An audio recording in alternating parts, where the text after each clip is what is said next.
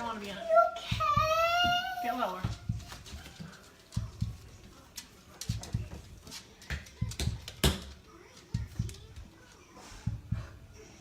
Hey, guess what, girls? Mommy has a baby in her belly. Are you guys excited? Yes? Are you really excited? Oh my goodness. Come give me hugs. Oh. I love you, girl. I got the baby a hug. You want to give the baby a hug? I love you, Bella. You're so sweet. Give me a kiss. Mommy. Mommy. Yes, baby. Thank You for the birds Girls, so thank you for the world so sweet. Thank you for the food we eat. Thank you for the birds that sing. Thank you, God, for everything. Amen. Jack, Knuckles. Your Honor, there are no words to adequately describe the unimaginable tragedy that brings us before this court today. By my comments, I'm not even going to try to express the horror, the pain, or the suffering that the defendant has caused to these families, to this community, and to all who were a part of this investigation. However, I do want to spend a few minutes sharing with the court the details of the crime, as so far you've only had an opportunity to review the affidavit and a few facts here and there that have been offered to the court in the motions and pleadings that have been filed. The questions that have screamed out to anyone who will listen since August 13th of 2018 are why and how? Why did this have to happen? How could a seemingly normal husband and father annihilate his entire family? For what? These are the questions that only one individual in this courtroom or on this planet knows the answers to. I fully expect we will not receive the answers to these questions today, nor will we at any point in the future. I don't expect that he will ever tell the truth about what truly happened or why. Even if he did, there is no rational way that any human being could find those answers acceptable responses to such horrific questions. The best we can do is try to piece together some kind of understanding from the evidence that is available to us. And the evidence tells us this. The defendant coldly and deliberately ended 4 lives. Not in a fit of rage, not by way of accident, but in a calculated and sickening manner. Shanann was 34 years old. She had married the defendant in November of 2012. Over the weekend leading up to August 13th, she had been at a work conference in Phoenix, Arizona, and returned home in the early morning hours of August 13th. We know that she got home about 1:45 in the morning. The doorbell camera on their home shows her arriving back home from the airport. Shortly thereafter, at least according to the defendant, they had what he referred to as an emotional conversation about the state of their marriage and about what their lives would look like going forward. What was said during that emotional conversation, only he knows. What we do know is that shortly after that, the defendant strangled her to death with his own hands. We know that he slowly took her life the morning of August 13th. We know that this was not done in an uncontrolled, vengeful manner that he tried to describe to agents from CBI and the FBI. If that were the case, you would expect to see vicious, horrible bruising about her neck, shoulders, and face. You would expect to see the hyoid bone in her neck broken. You would expect to see some kind of defensive wounds on his body as she struggled and fought for her own life. None of those are present.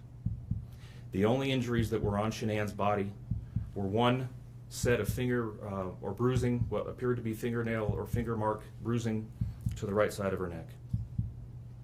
We know that our experts will tell us that it takes 2 to 4 minutes to strangle someone to death manually with their own hands. The horror that she felt as the man that she loved wrapped his hands around her throat and choked the life out of her must have been unimaginable. Even worse, what must Bella, age 4, and Celeste, age 3, must have experienced or thought as their father, the one man on this planet who was supposed to nurture and protect them, was snuffing out their lives. They both died from smothering. Let me say that again. The man seated to my right smothered his daughters. Why? Imagine the horror in Bella's mind as her father took her last breaths away. Your Honor, understand very clearly, Bella fought back for her life. The frenulum, the connective tissue between her upper lip and her gum, had a centimeter and a half laceration. She bit her tongue multiple times before she died. She fought back for her life as her father smothered her. Celeste had no such injuries. In fact, she had no external injuries at all. But according to the medical examiner, she was smothered nonetheless. The defendant then methodically and calmly loaded their bodies into his work truck, not in a hasty or disorganized way.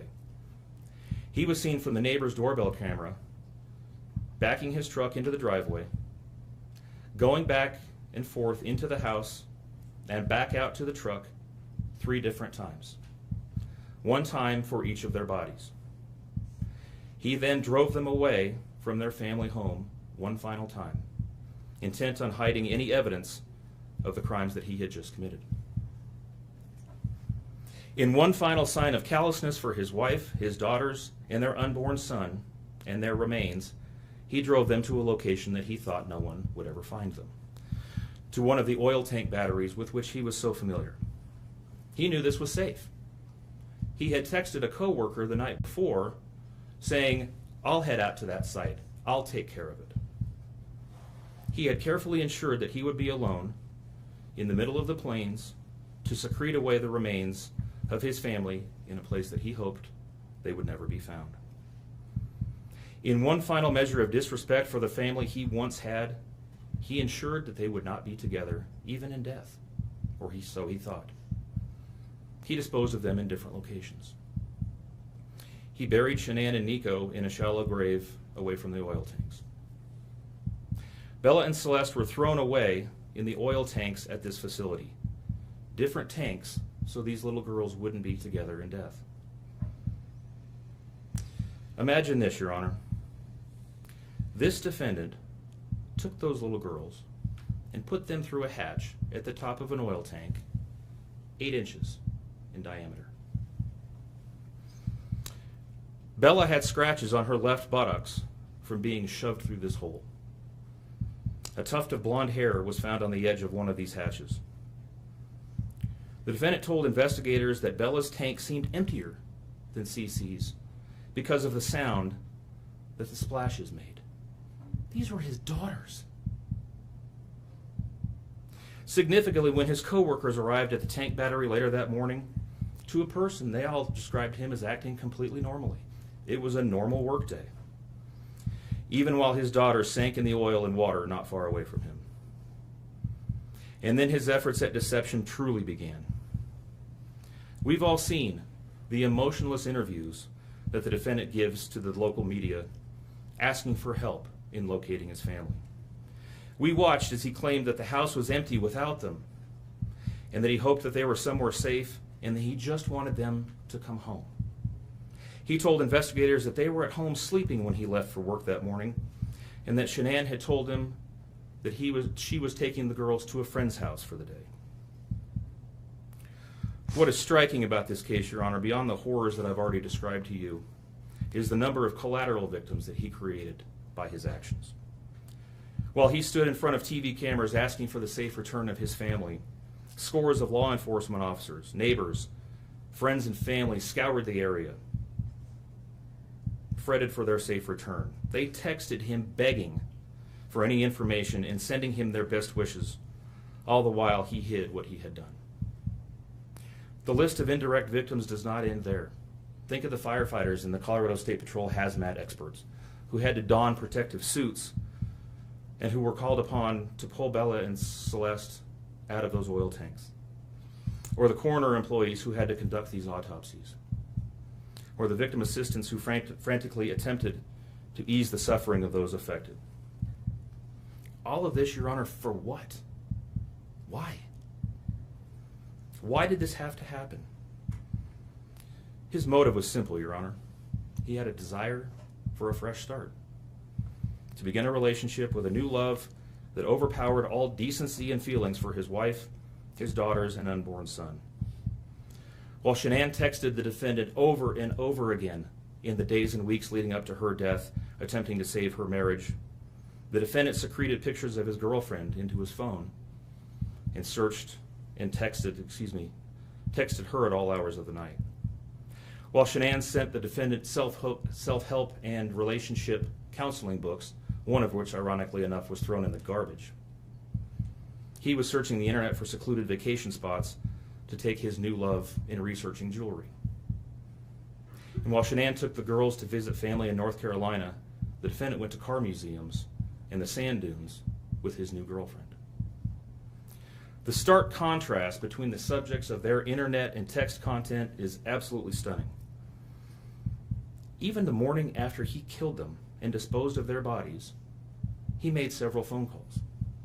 One was to the school where the girls were supposed to start, telling the school that the girls would not be coming to school anymore, that they were being unenrolled, presumably to give him some more time before law enforcement notification about them going missing.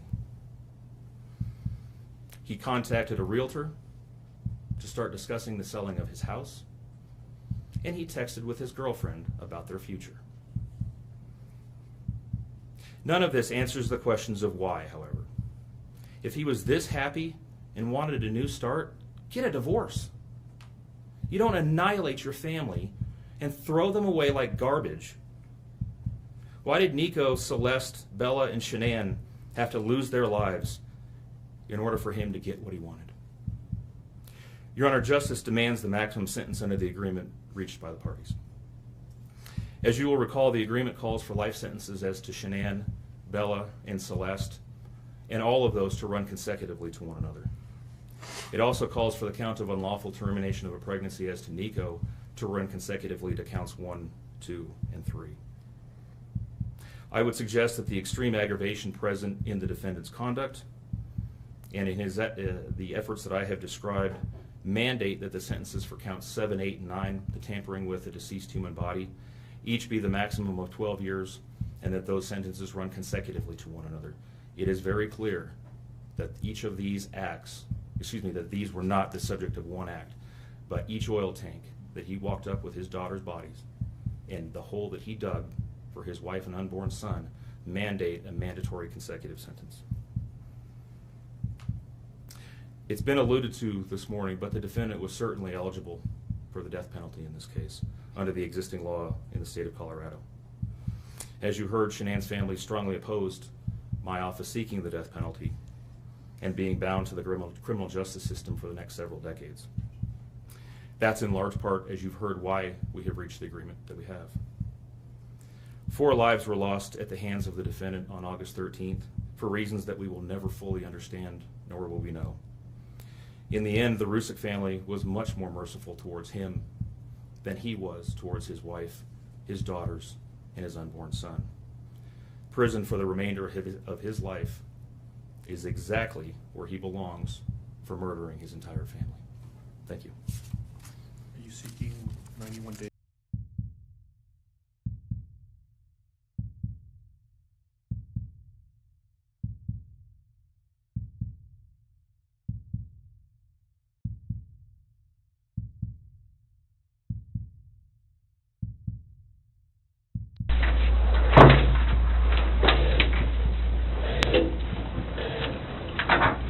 So I brought Graham in here because we want to talk to you about the results, okay? Sure. So, it is completely clear that you were not honest during the testing, and I think you already know that. You did not pass the polygraph test. Okay. Okay. So now we need to talk about what actually happened. And I feel like you're probably ready to do that. I didn't lie to you on that polygraph, I promise. Chris, I know. stop. time. Just I'm- stop for a minute. Take a deep breath. I want you to take a deep breath right now.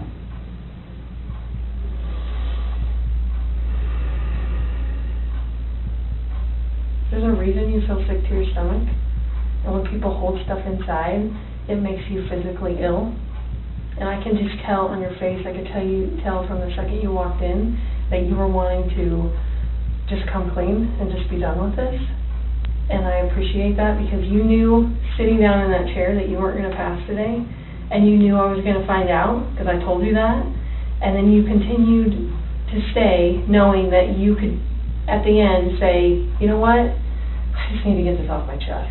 Like, I just need to tell you what happened.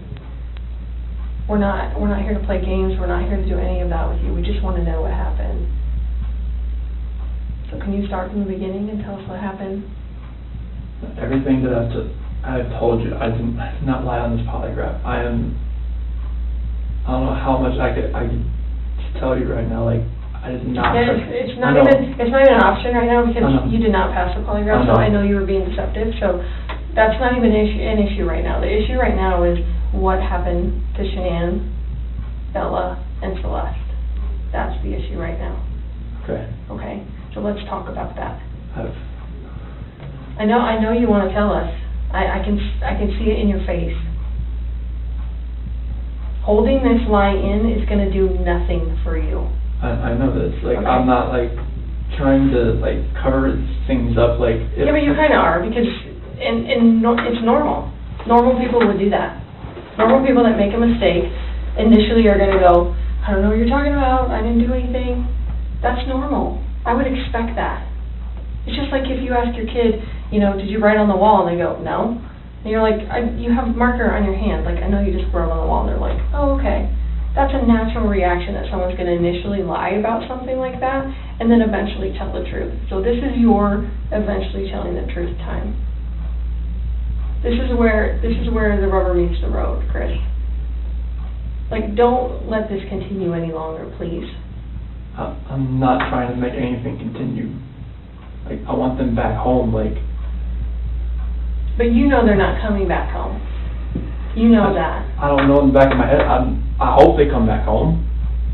But you know they're not. I hope they come back home. Mm-hmm. And I don't know they're not coming back home. Chris, Tammy and I are confused, okay?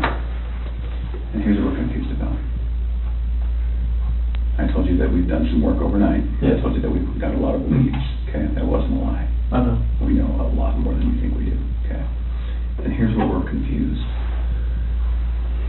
You're this great guy, and I'm not just telling you that, okay? I'm telling you that because everyone tells us that, okay? We can't find anyone to say anything bad about you. Chris is a great guy. He's a good father. He's a good man. We're confused as to why you're not taking care of your beautiful children. I'm not taking care of them right now. Right now. Where are they? I don't know where they're at.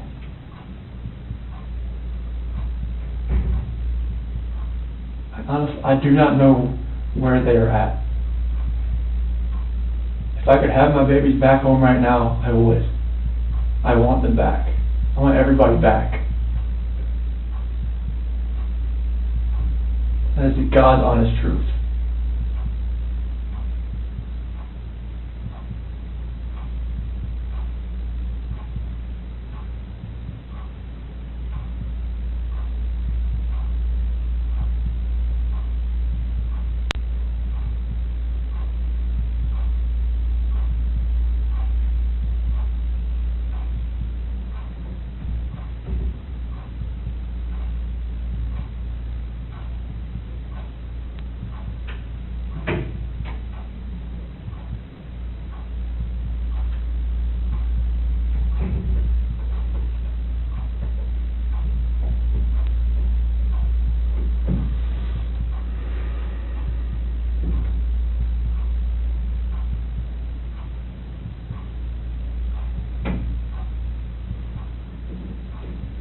So let's keep talking about your family, okay?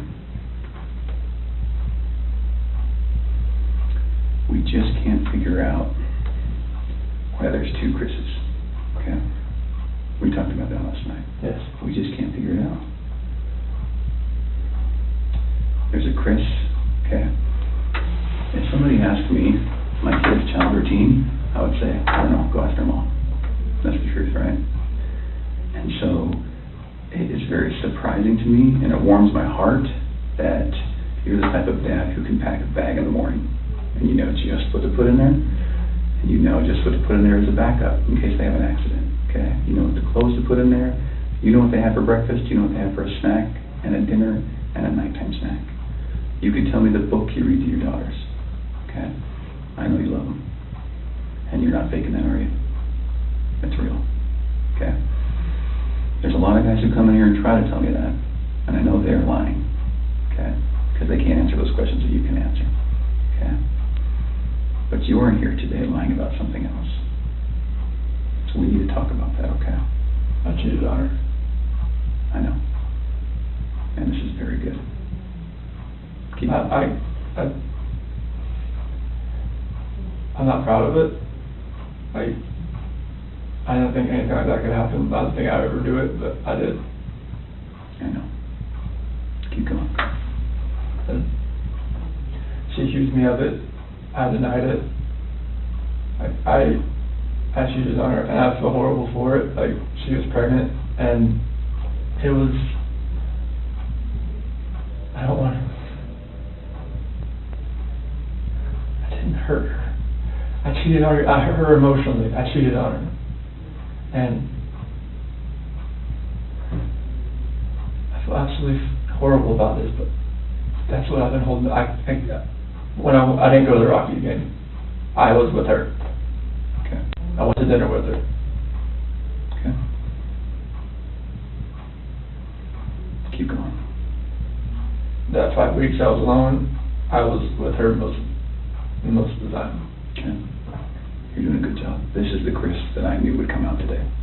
This is the Chris who tells the truth, because you're a truth teller.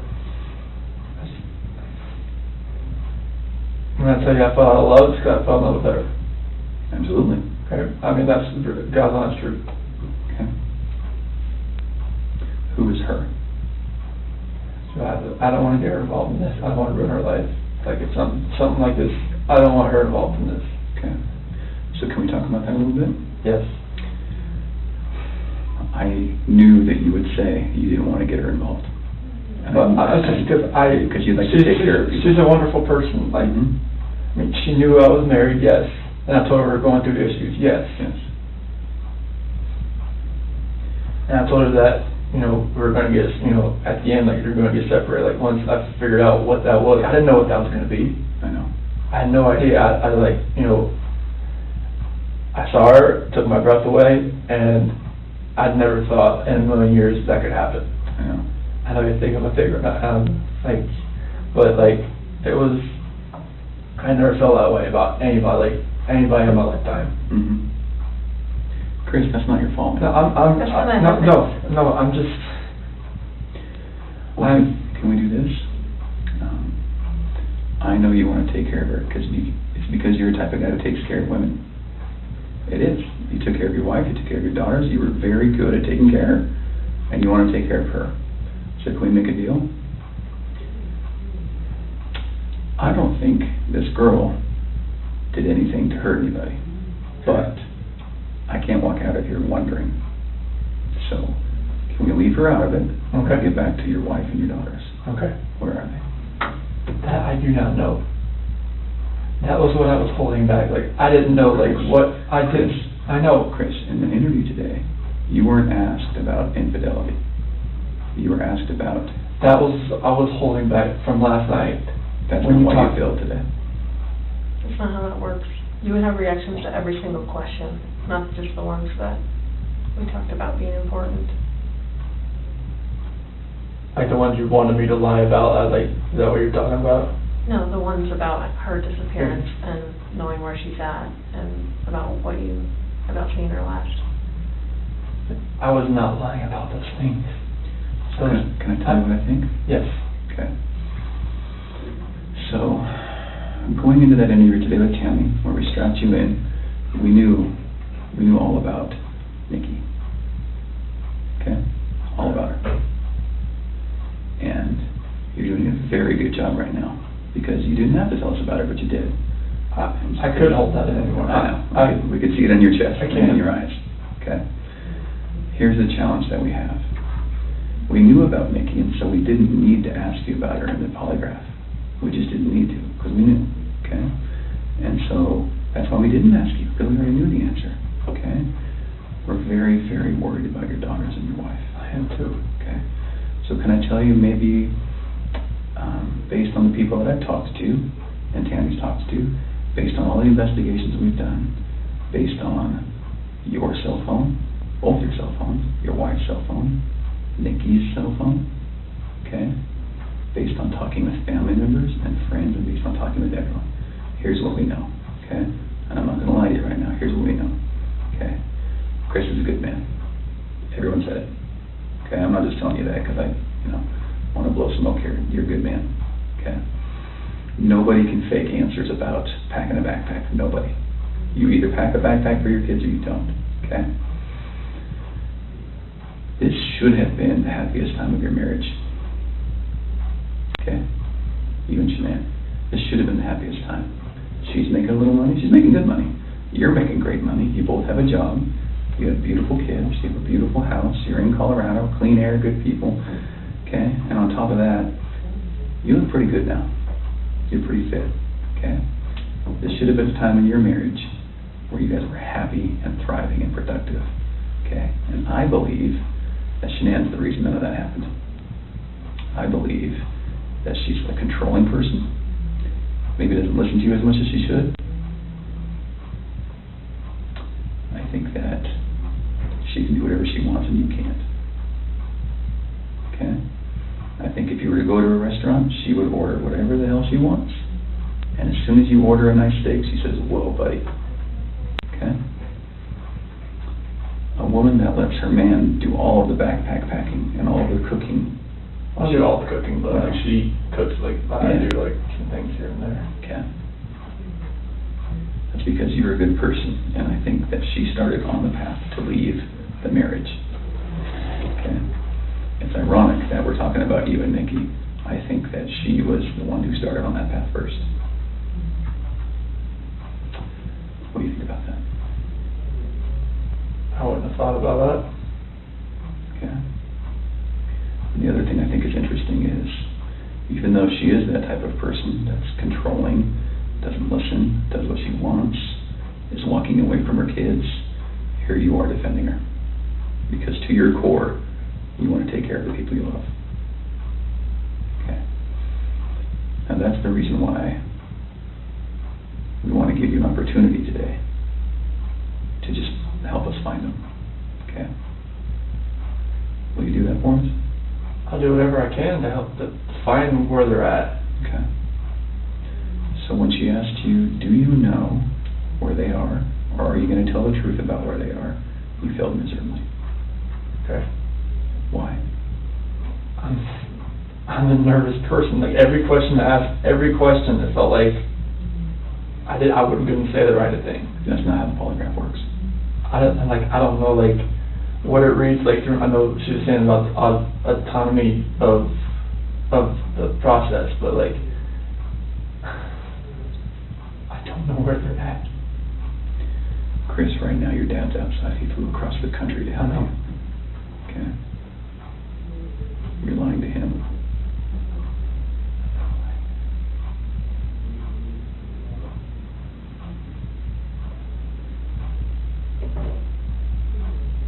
You're lied to everyone you talk to. And they all bought it. Will you please help us find your babies? I want to find them. I've told you over and over, I want to find everyone.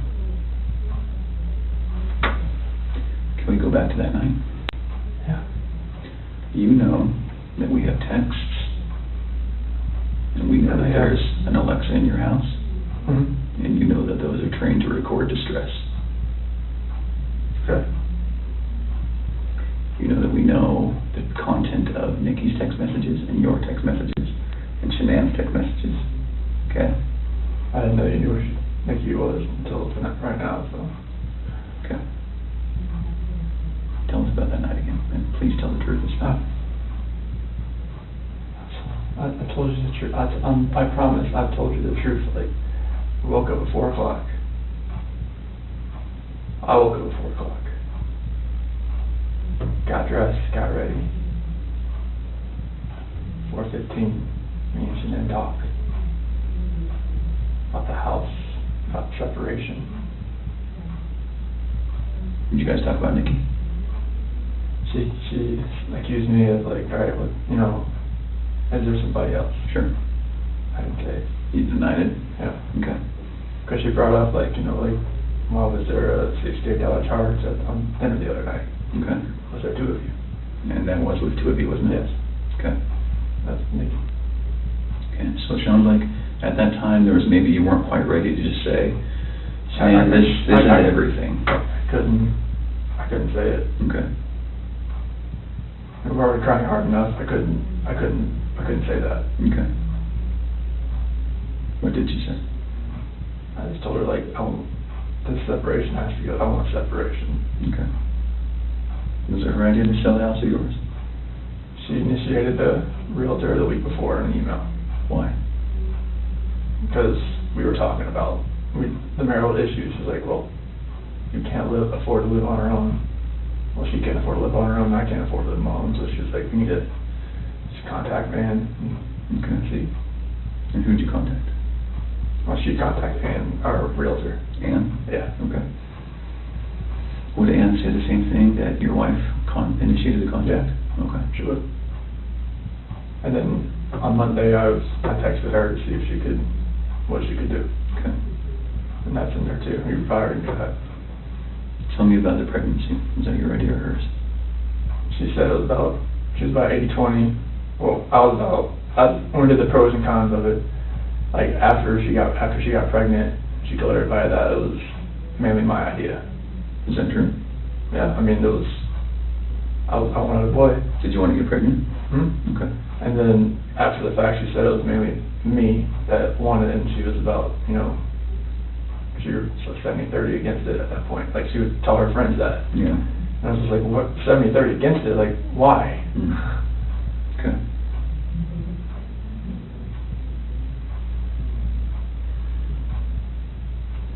Can you understand that some of this just doesn't make sense to us?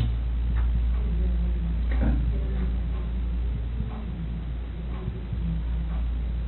How is it possible that a woman and 2 kids are just completely gone off the face of the earth? I promise you, I have nothing on my hands I did nothing to those kids or her to make them vanish. So tell me what happened then. I believe you that you did nothing on your hands. What happened? When I left, I mean, it's on video that I left and I was in my truck. I didn't like load anything into my truck besides my tools, my container, my book bag, my water jug, my lunchbox. Okay. But then what happened? I drove out of the driveway. No, before you drove out of the driveway. What happened with your wife and your kids? I didn't do anything like that. They were still in the house. Where are they? Where did they go? I don't know, sir. I really don't know. Your wife's not the type of person to vanish. I know she's not. She had 10 things on her schedule that meant she was going to be there the next day, that day, the day after that, with friends, with a doctor. Okay? She didn't leave because she wanted to. Okay. So what happened? I didn't do anything to her or the kids. Was it an accident? I didn't do anything. Was it an accident? There was no accident. I don't know if there was an accident in the house. I wasn't there for it. It's a big deal if it's an accident, because we can work with that, Chris. No. And I think that's maybe what happened. I did not cause an accident. I didn't do anything to my wife and kids. Was it a misunderstanding? There's no misunderstanding. Like, we had that talk. There was a misunderstanding where I didn't tell her about the affair. Okay. I didn't. That was the misunderstanding. Like, miscommunication, misunderstanding. Yeah. Good. But I probably should have told her right then, honestly. I mean, everything was out on the table anyways. Right. I should have just told her right then. But I didn't, because I just couldn't bring myself to do it. What was your plan? What were you going to do? I mean, how is the separation going to work? Like, once we got separated, and I would get my own place, and then 50-50 split with the kids, that's what I was hoping. Mm-hmm. What about Nikki? Take it slow and just see if anything develops, like when I'm, having my own place. Okay.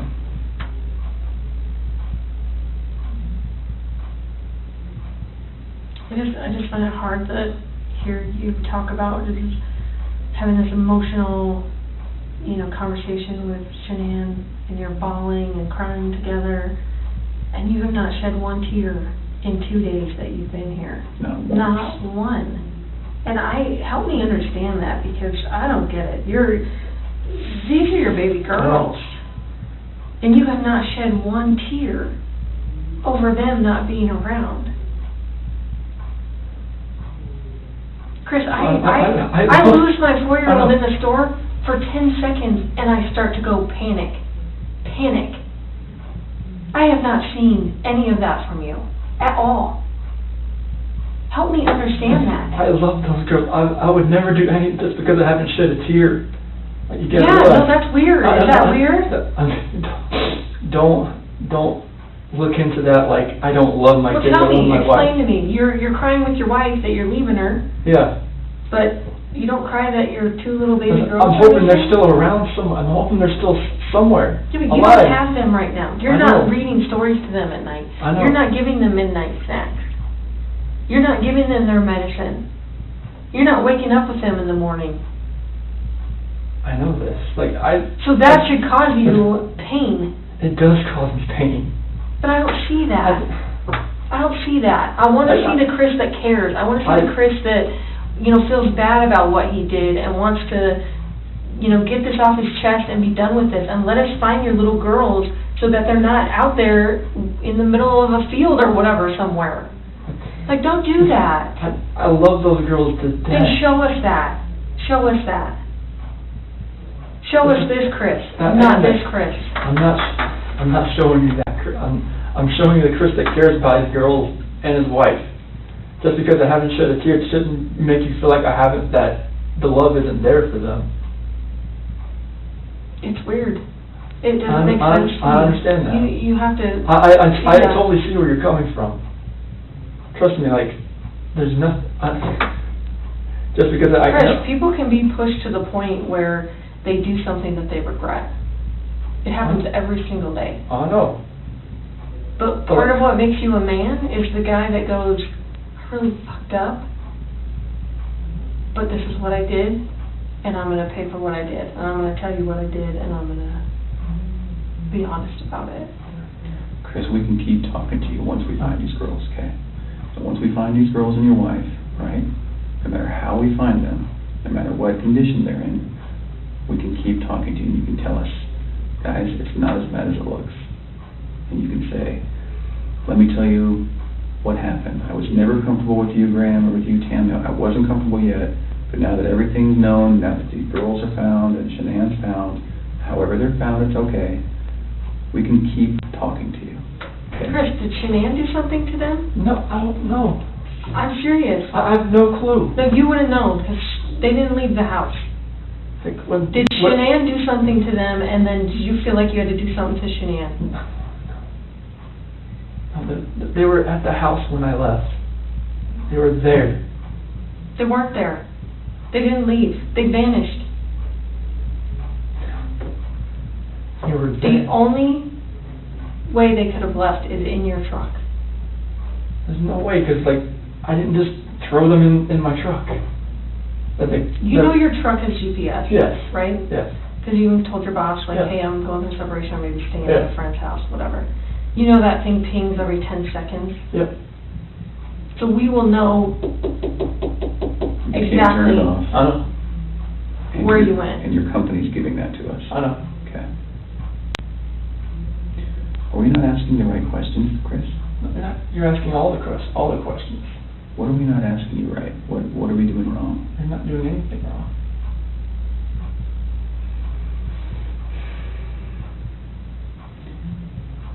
Did Shanann do something? think she did anything to these kids. We both love them with all our hearts. There's no way. It could have been an accident. Something happened in the house that you know about. You failed the polygraph test, Chris. This is not about, did you leave and your wife vanished and you didn't know anything about it. That was not what you were asked, okay? Okay. We know that something happened to all three of them. But I want to know, did something happen to these baby girls first that you had to take into your own hands and deal with? You had to clean it up for her, Shanann. Chris, you gotta tell us. There's something that happened to these baby girls.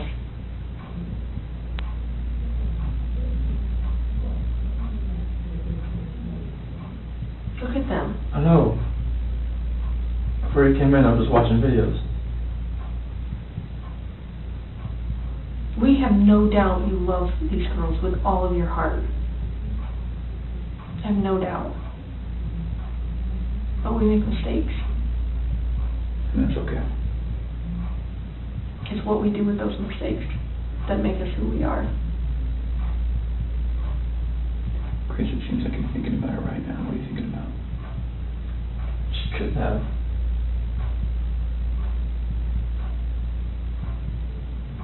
I feel like you cleaned up for her. I feel like that's the type of guy that you are.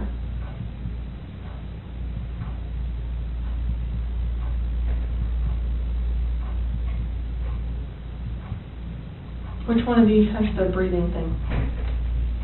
Well, they both have inhalers, but she has the EOE. Encephalitis esophagitis. Did she have problems breathing?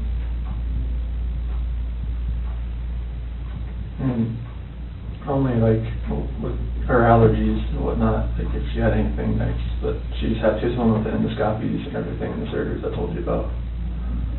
Do you think she had trouble breathing that night? And Shanann freaked out? And didn't want to live without her baby girl?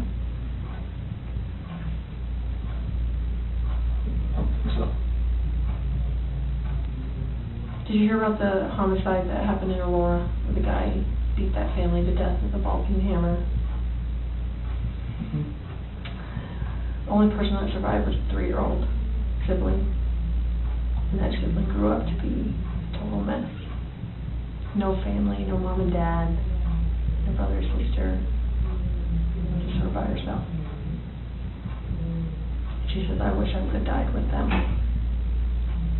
And there are times that people freak out. I've seen it. I mean, I've been in law enforcement for almost 20 years. I've seen it. Parents freak out and they're like, oh my God, like, I can't have my baby girls live without each other. They're best friends. They're like twins. They're, you know, they wake each other up in the morning. And I understand that. We had a mom in Castle Rock that suffocated both her baby girls. She's like, my husband was going to take them, and she's like, I just couldn't handle. I thought I was doing right by them. I thought I was saving them pain. And I get it. Why? How's she saving the pain? Because she didn't want them to have to live without their mom.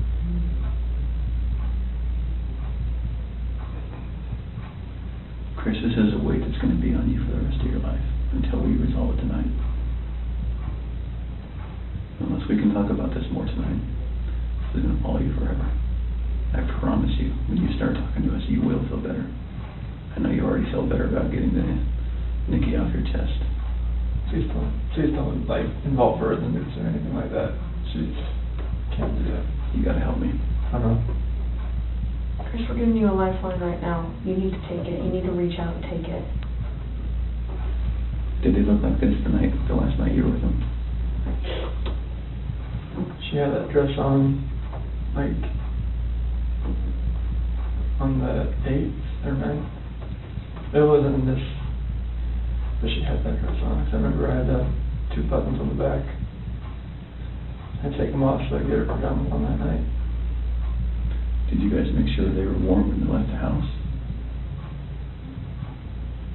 make sure they were warm. They're always warm. They always have, when they're in their beds, they're always warm. Okay. Were you guys taking care of them at the very end? They're always taken care of. They never miss a meal.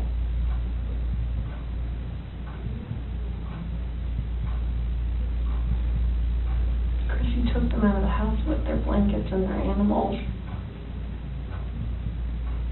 Like, that's because you cared. That's what a caring dad does. I mean, I'm always caring for these kids.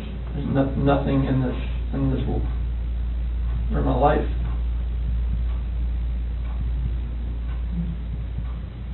I believe that. I believe that, and I believe someone made a mistake, whether it was you or Shanann. And you either cleaned up after Shanann or you made the mistake. And I mean, I want to believe that maybe Shanann did it and you felt compelled to fix this so Shanann didn't look bad. That's what I want to believe. But I don't know, you're not telling me that, so it makes me think the worst. Like, did you do that to all three of them? I did not do anything to these kids. Not do anything. What did Shanann do to them? Tell us, Chris. Chicks are crazy. Can I talk to my dad or something? Absolutely. Come. Do you want to bring him in here? No, I just need to talk to my dad. Like, I flew across the country. Hey, Chris, how about this? If we brought your dad in here, would you please tell him what happened? Can I just go talk to him? I've been in here for like 5 or 6 hours and I'm like... Absolutely. Chris, look at me, man. It's not going to feel any better. He deserves an answer. It's your best friend. There's only one person you wanted here most, and it's your dad. Yes. What would you tell him? I love him, and I just want him to be by my side. Okay.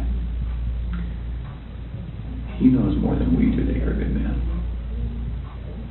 And he knows as much as you want to protect your wife, Shanann. I think he would tell you to do the right thing. Before we get him. Can I go out there and talk to him? Well, I don't know that you want to do it out there because there's a lot of people going through the halls. Should we bring him in here? We'll step out.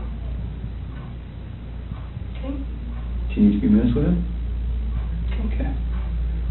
Can we just ask a couple more questions?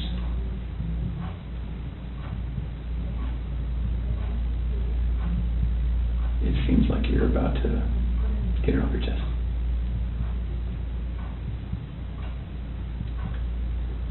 Is there any way that you can help us understand more about Shanann and why maybe something happened? So that we don't get a bad picture about her.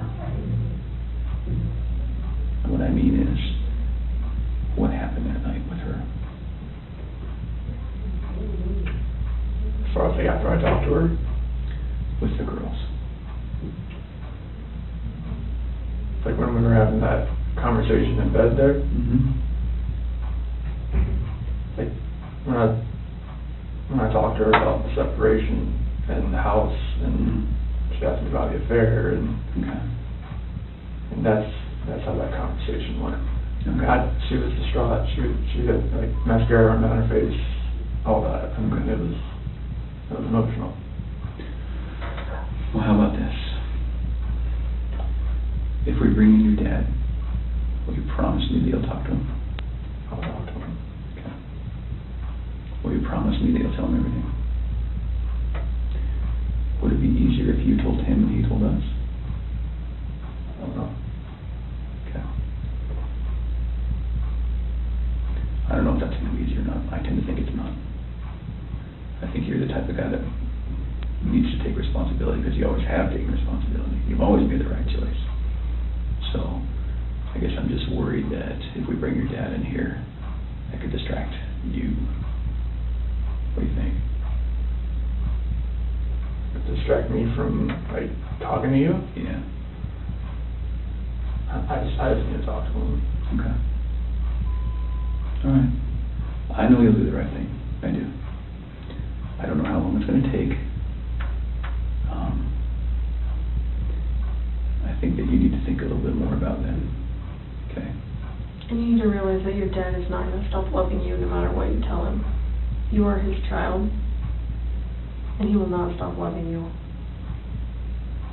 Never. Ever. And this is not the last chapter in anyone's story at all. Okay?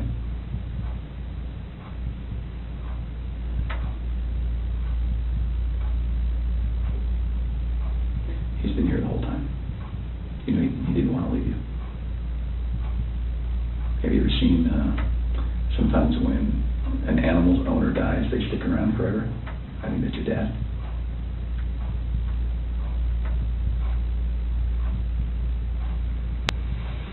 Poor guy didn't want to leave today, okay? So, keep that in mind. He wants to hear it all.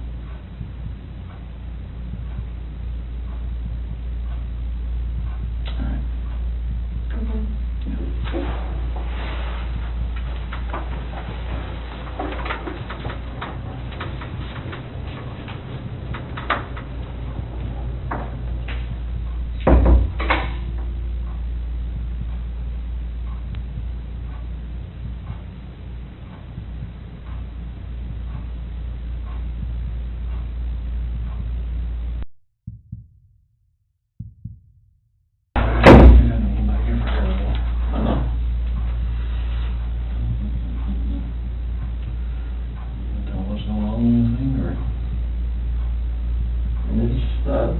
Polygraph failed it.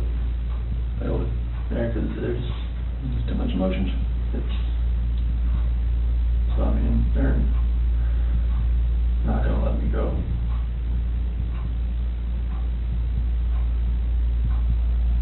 Is there any reason why they shouldn't? They know I had an affair. And they know. I can't complain about that.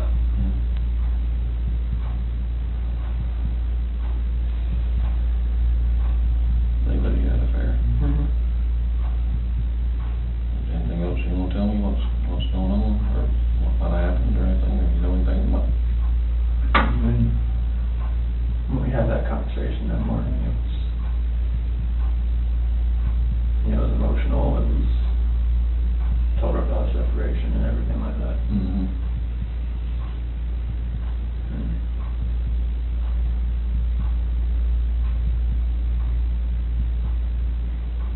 What happened after that? I mean, I went downstairs and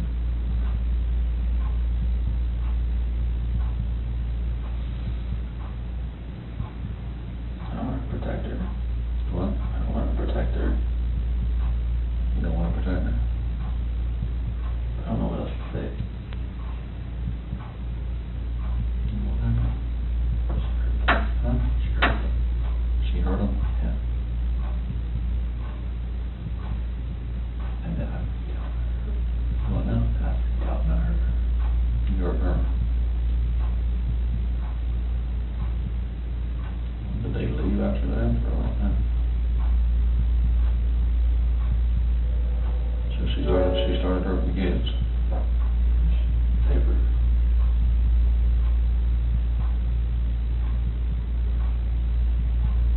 Talk to you guys, what happened?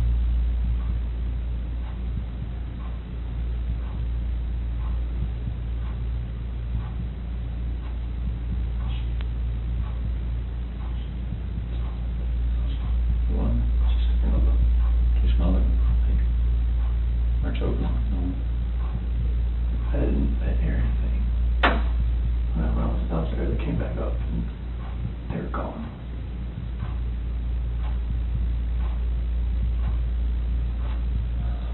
I don't know, like me talking to her about that.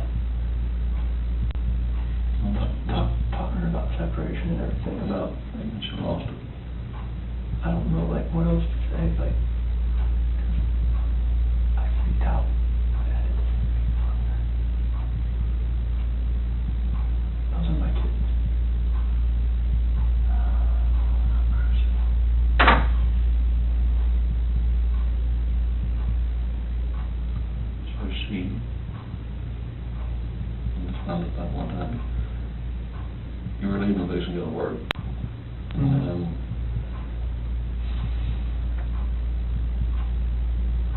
freaked out over the separation and everything?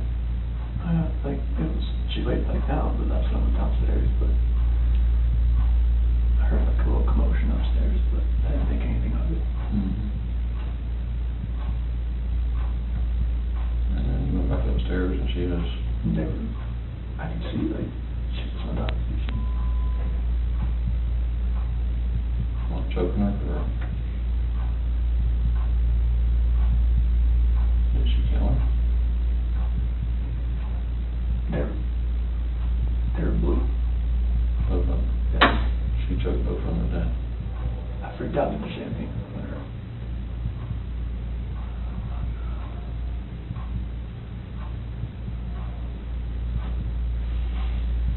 I don't want to say it though. No, just,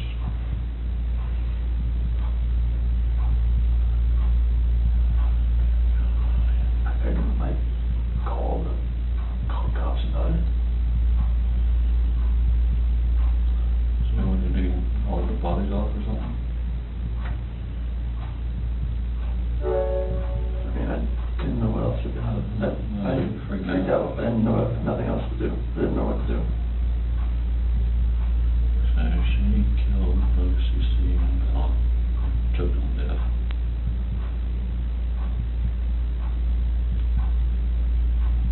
You lost it and choke her or? That's just rage. I hadn't.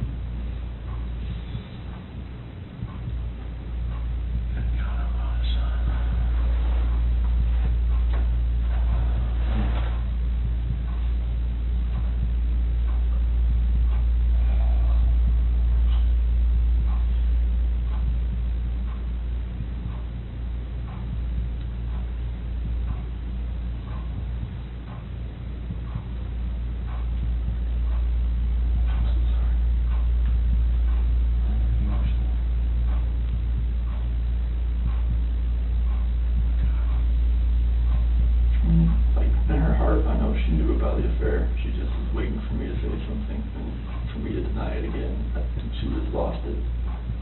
That's when she went off and told her about it. And that's when the crying, like, happened and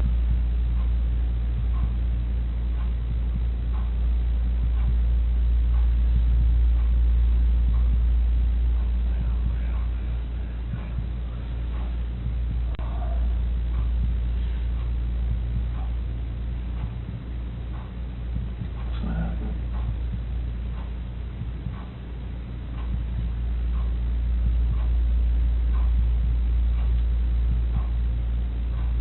She lost it when we told her about her confirming the affair.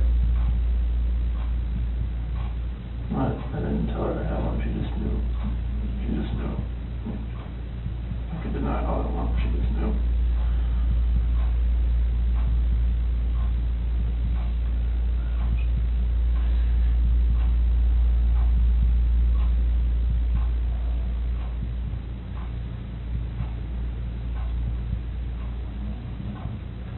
She said that she killed both of them over, was it the separation or the affair? I didn't say her alone. I think she just knew, like, the affair was happening, but I just denied it.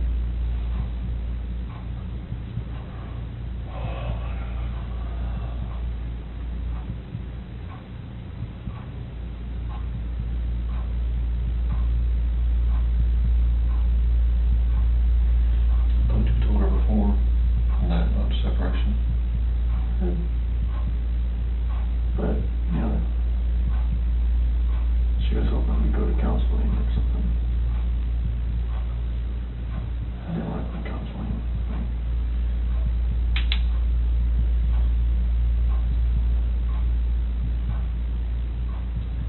She lost it.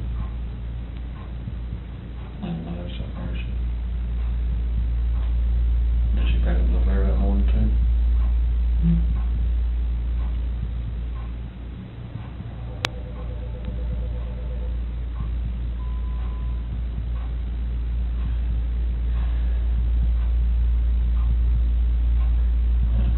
She had heartbeat babies.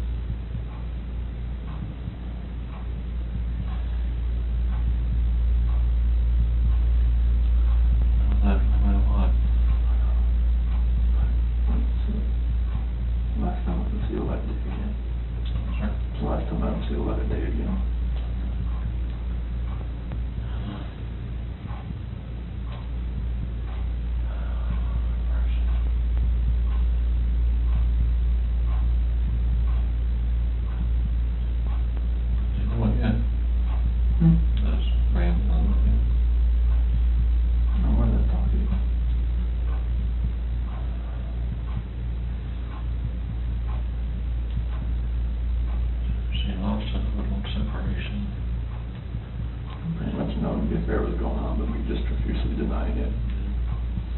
I never did. I had told her I'd see more of us knew something was going on. She actually killed both her children.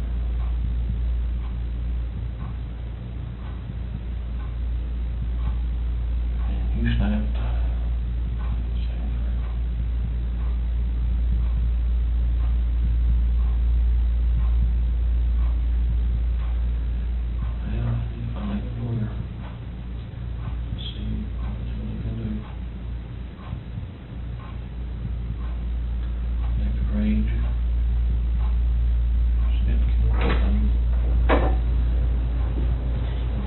What's that?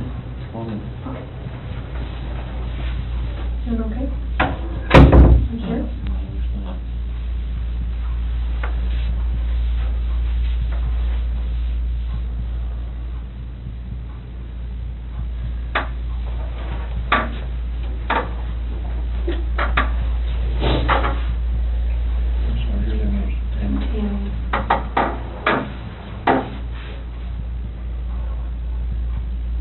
Just help us work through this with you, okay?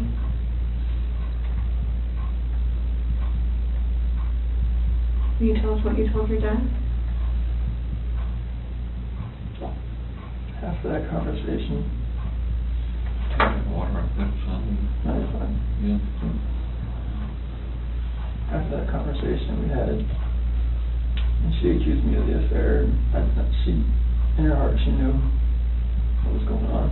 And she knew about the dinner the other night. It was too much for just me. She knew about what now? When I told her I went to a Rockies game, Oh. I went out to bed.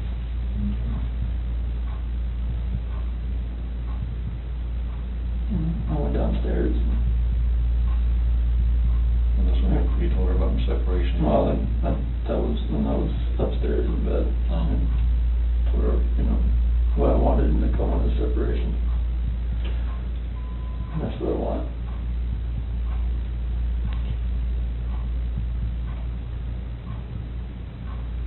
What happened after that?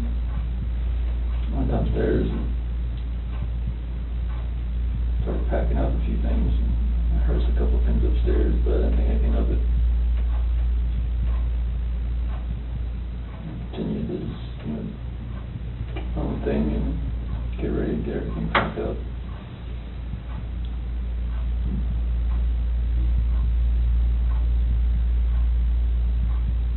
What happened next?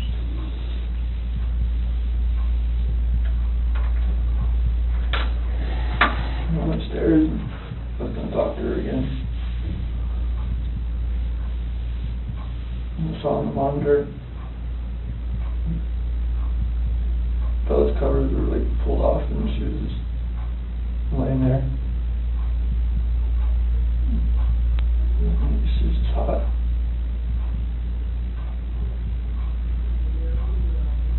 So I go over to see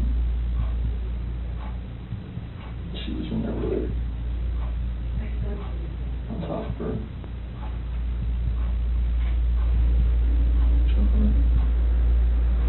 Freaked out. I ran in there and got on top of her.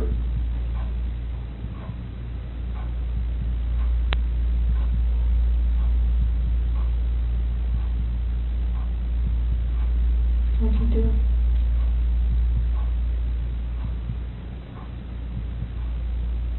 Blue.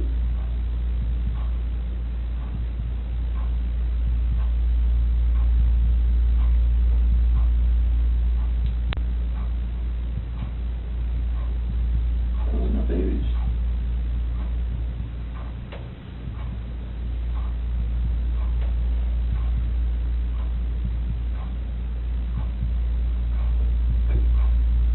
Those are my kids.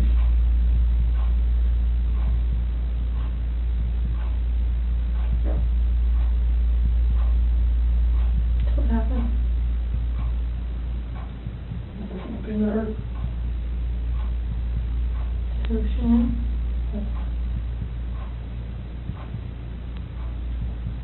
Where were you at?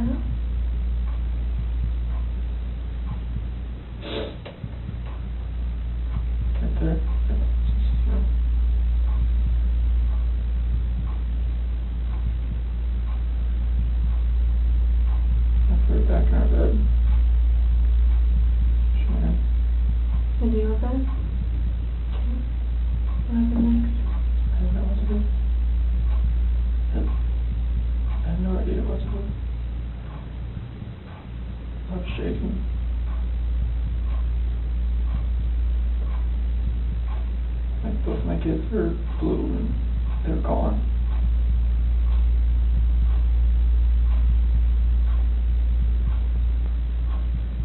And I'm just like blind, just,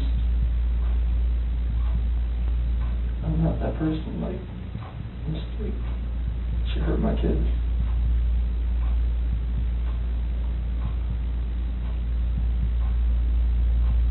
Like I had to do the same thing to her.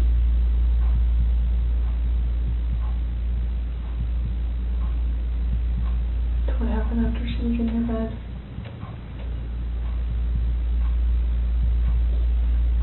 And there, and I didn't know what to do. It was, pulled the sheets back and just covered her up.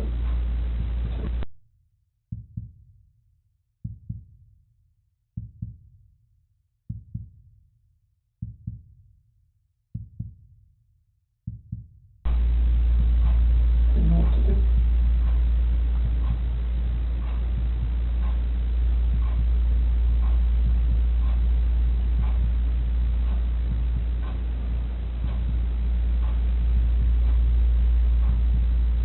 Where are they now?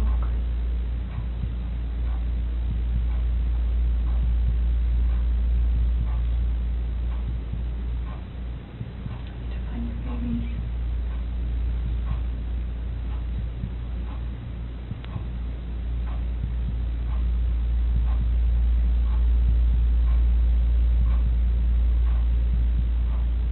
You did the hard part. All you have left is to tell us where they're at. We can help you get them out of the cold. They're gone. There's no bringing them back. So where are they?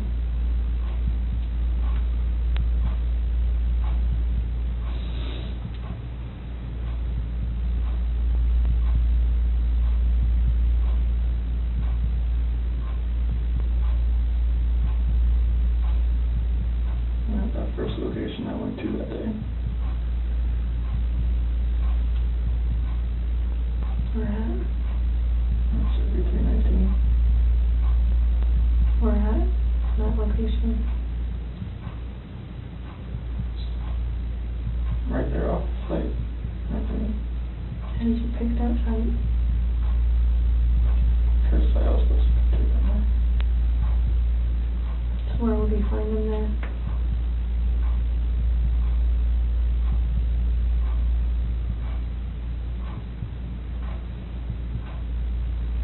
I didn't know what to do. I know. I didn't know what to fucking do. Like none of this made sense. Why would she hurt my fucking girls?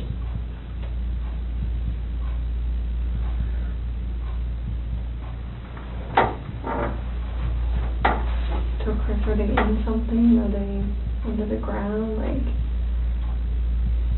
where would you find them? You take us out there? There's no way I want to go out there.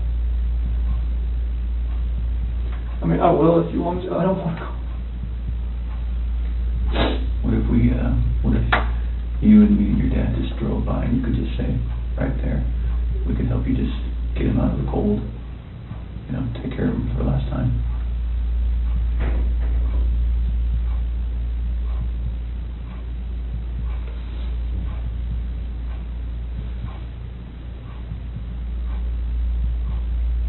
I'm sorry. I know you are. I know you are. I know you came in today to do the right thing. You didn't have to come in. You came in all on your own. Yes,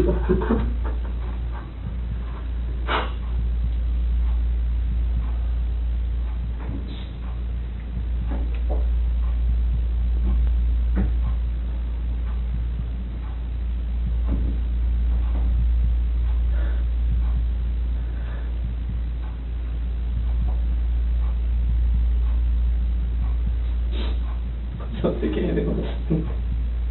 What? Just please don't think anything less of me. Tell him about that.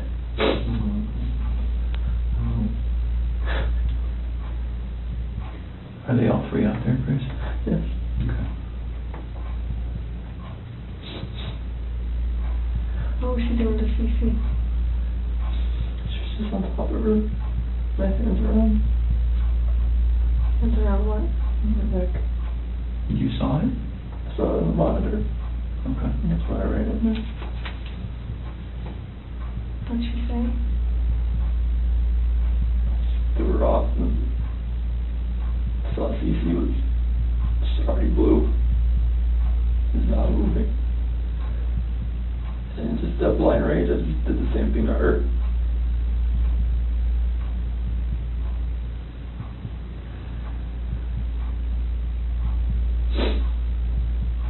Did you ever go into Bella's room? Once I put Shanann back in, that's no, when I saw her on the monitor, the way she was laying, the bed just sprawled out.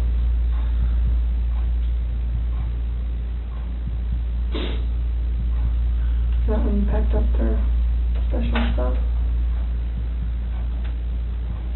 So where'd you put them? Get them out there. In the truck. Which part? Driver's side rear. In the passenger compartment? Driver's side in the rear. Right behind my seat.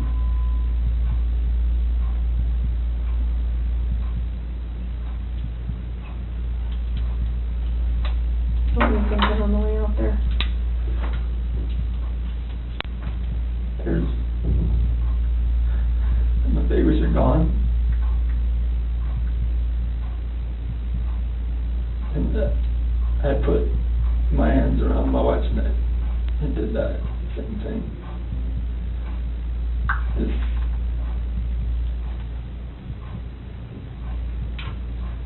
Did Shanann fight back at all when you did that? the rage that I had after seeing that, not much.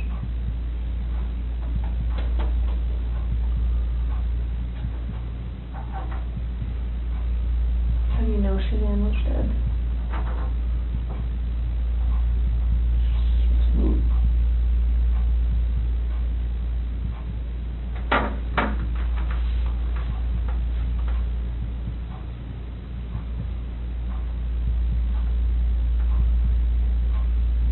Yes, I think we looked on her Facebook page, like 2 days ago.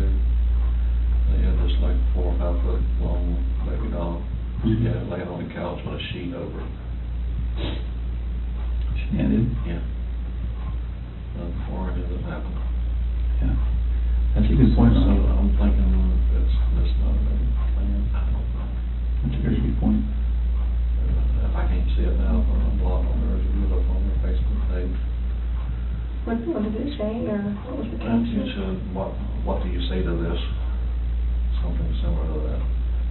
And a tall baby doll about that tall was laying on one of our couches and had a sheet over it, across the head, all the way up, you can see his feet hanging out. Saying like Bella had done that. The kid went through that. Do you remember that, Chris? What do you think? Just make fun of it. Thought it was funny. Did Bella do it? I don't know. I don't remember. I don't think so. But I don't guess enough, I don't think she would do something like that. I've seen them have their dolls and stuff out on the floor and just covering up waist and stuff and something like that, but Okay. then covering their head and everything up like Like was what? a body laying there or something.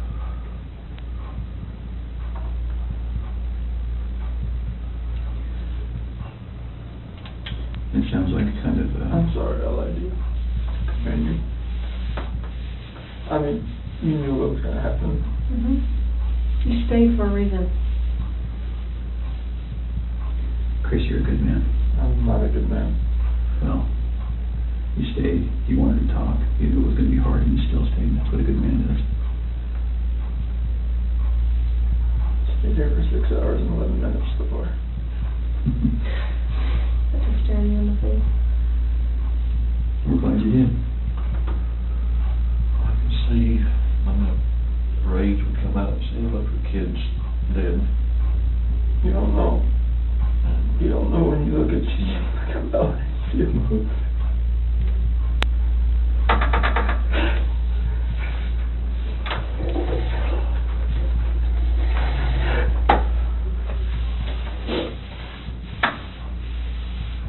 told you your dad still loves you, no matter what. How could you let someone kill somebody?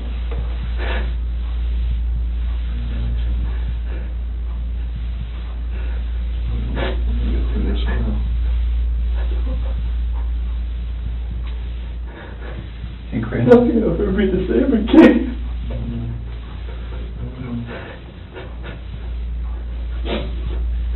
When you came in, was your wife on top of her right when you came in?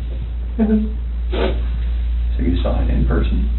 Because I saw the monitor, that's why I rushed in. So I went there to talk to her again. And when you came in, she was right there on top She of was you? right there. Okay. Her hands on her throat. Didn't know what to do.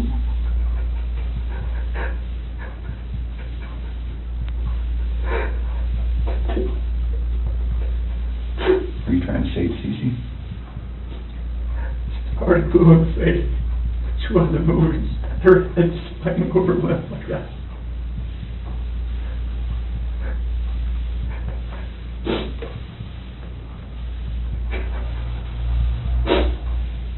So where did you put them out there, Chris? That's really important.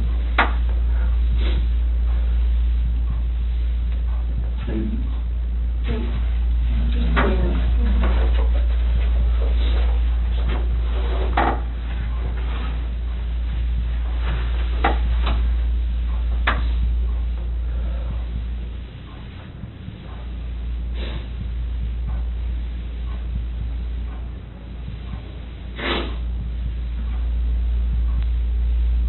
Are they down in something? Are they under something? In something? I didn't know what else to do. I know, so tell me what you did. I know, I didn't know what else to do. I was so scared. I know. It's like, my wife just did this, and I just did that. What do I do? Right. Anything that I would do from them was just going to be just insensitive and just a horrible thing. You were in a tough spot. I mean, what can you do, right? Sometimes your body just kind of takes over and...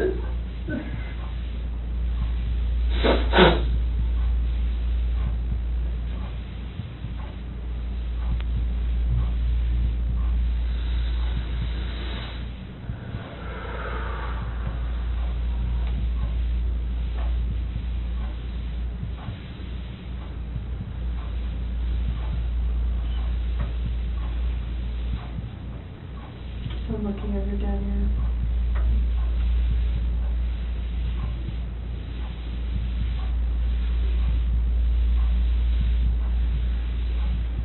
Can you show us? I'm there. What's going to happen? We're going to help him get out of there. Do you Like, what? Would you prefer that one of your coworkers? Oh my God, no. Okay. I cannot have that.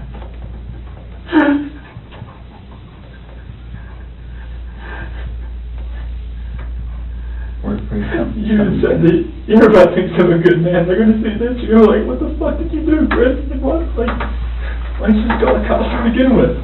Well, they weren't in your shoes, they don't know. I don't. They weren't living your life. I know, but still, it's like, People are I gonna can judge never, you like, what. We'll just go little steps at a time. How about that? I can't have anybody show you out there, let anybody, no coworkers, please. Okay. I mean, they're just going to form their own opinions anyways once they figure everything out anyway. We'll find it anyway. We'll just take little steps tonight then. How about that? Yeah, do you have to have any of them with you? No? No, we'd prefer you. Can you and me and Tammy and Ronnie get in the car and just drive out there? Just take the general direction. You just point it? Take it from there. Chris, I know they're gone, but they're still your babies, and you're still their dad. You don't want them out there. I don't want them out there. You And you don't want someone else to find that out there. You don't, I promise you.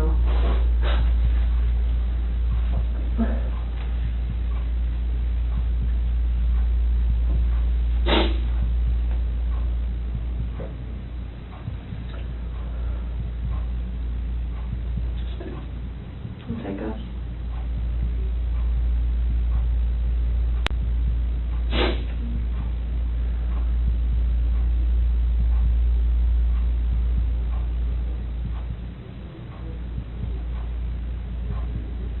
Will you give us a second so we can kind of get some things arranged? Do that? Ronnie, do you mind staying in here with him? Okay.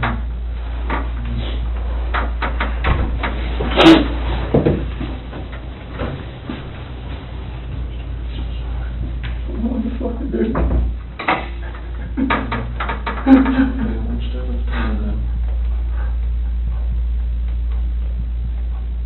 This is fucking horrible.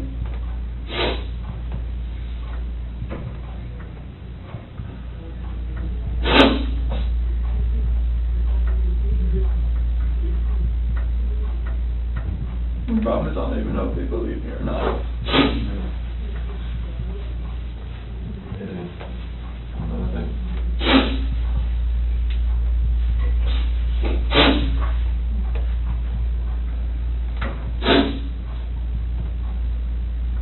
So you never do nothing to hurt my children. Never.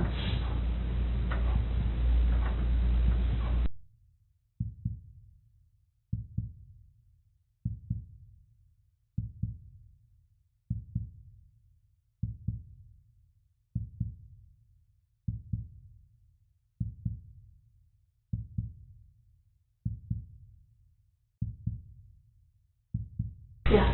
I have to text my daughter after I go to my house before my wife finds out. This ain't gonna be on the news anytime soon, or is it? No, not tonight. I can't imagine tonight, no. I mean, I don't really have much say in that, but I can't see that. Do you want me to take you out to the lobby and you can go to the bathroom and then text your wife and stuff, talk to them? You might want to go outside. Yeah, I'm gonna go outside. Just watch the press people around. Yeah, I'll see if anyone's out there while I go. You want your water, you want to take your water with you? Yeah. We're gonna try to do our best to make sure that we, we don't stand to gain anything by broadcasting any of this. That's not what law enforcement is ever really about. So we're gonna try our best to handle that as discreetly as possible, but they're pretty good at what they do too. So I'm not from around here neither, are you? Or are you? I've only been here a few years. Okay. Yeah. I'm gonna find a lawyer or something for, not a public defender, but somebody else. We can talk about We'll that. talk about that later. Yeah. Get your phone. You got it, okay. Let's go this way. All right, we'll stop.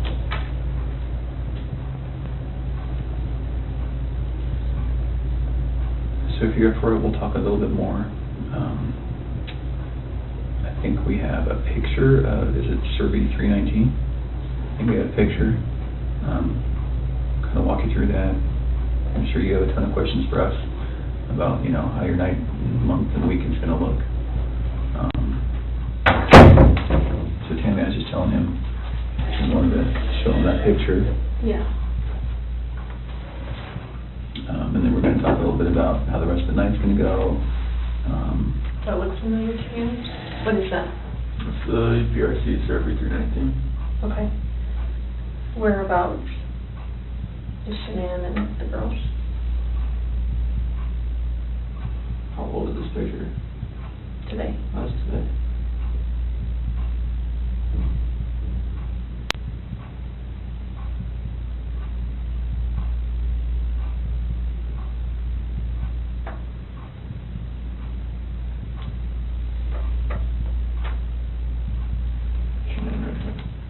Okay, can you mark it for me?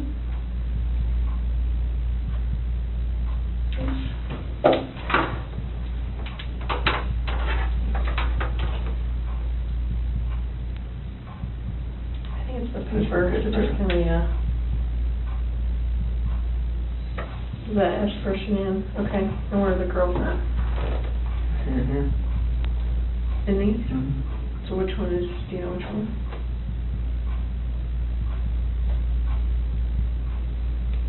Are they in the tanks? Can somebody who doesn't know what they're doing open those?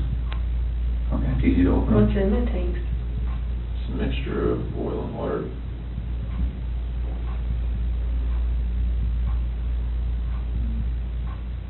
There was a sheet found down here. Mm-hmm. Where's that from? That was what Shanann was wrapped in. What about the girlies? What were they wrapped in? Just in their pajamas? Not with their blankets or anything? Where did their blankets and toys and stuff go?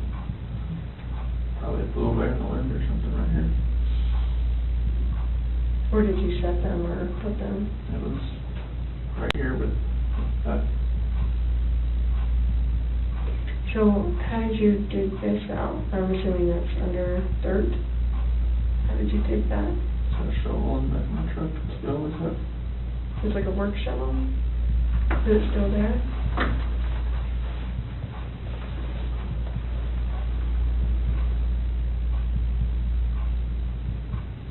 How was Shanann dressed? Shirt and underwear. Is that what she got into bed with? Do you remember what color her shirt was or her underwear? I think her shirt was either black or gray. Underwear was probably blue.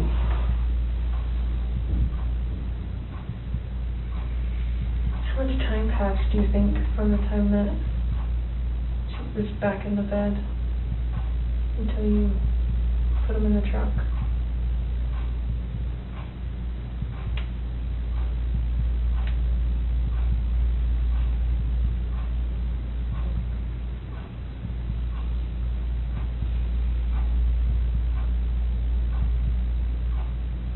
I'm not sure. Are we talking minutes, hours, something else? From when I left the house. No, like from when you got her in the bed to when you put them in the truck. How long a time was that?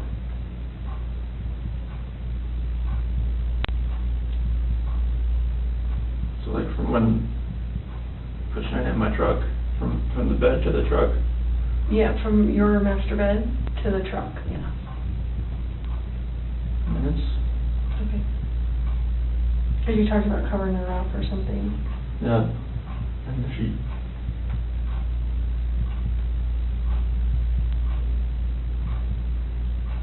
Is there anything else about anything out here that has stuff that you've left in certain spots, or you sure their blankets and toys aren't gonna be in there as well? Not because it was right here with that sheet.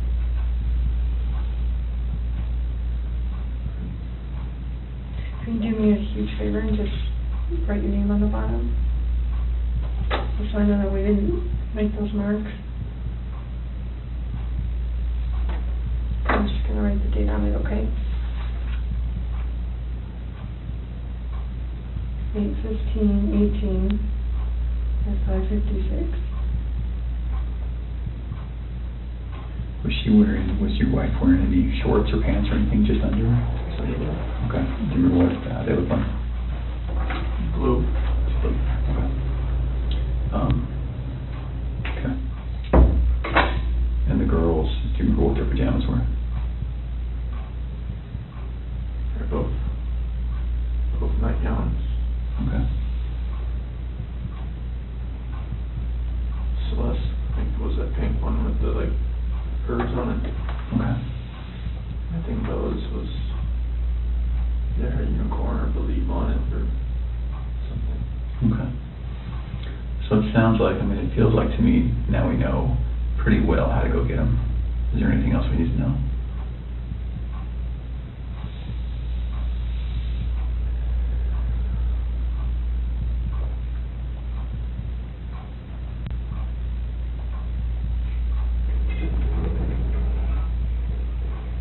About how to get them? Yeah. Does someone have to climb up to the top and unscrew something and then lower something down to get them? They're like, it's just a hatch on the top, and they're like 20-foot tanks. How far down are they? That, wherever the food level is in the tank, I'm not sure. Okay. What was it when you were there? I don't know, I Okay. wasn't looking for that. Okay. All right. You may go out there or no?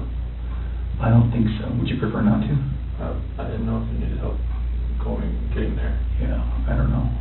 I think once we got that picture, because we didn't really know how much about the location that the other police officers knew, but it sounds like they knew somehow right how to get to 319.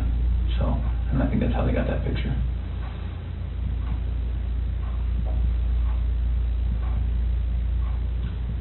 Does your nanny cam? Do you have a nanny cam, right? It's a monitor. Baby monitor. Is it a video one? It's like it cycles back and forth. Between what? Bella and Cece's room. Oh, okay. Okay. Is there any chance it records? No? Okay. I'm just wondering, what do you think ultimately made Shanann snap? Just knowing that I had an affair, and she knew, she just needed me to admit it, and I wouldn't admit it. Yeah. Okay. So we just started talking about, I asked him if there's any chance that the nanny cam could have recorded Shanann doing what she did. And then we were just getting into, what Chris thinks about why she snapped. Mhm. He's just saying, distress from knowing about the other girl. Knowing, but she didn't really know, right? I mean, In her heart, she knew. She just wanted me to admit it.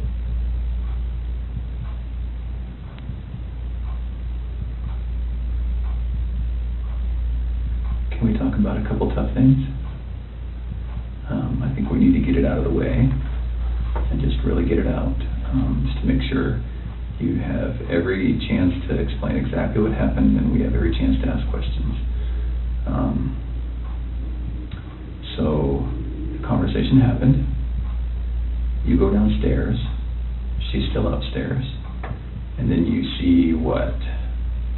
I hear just commotion upstairs, just like little noises like that. Okay.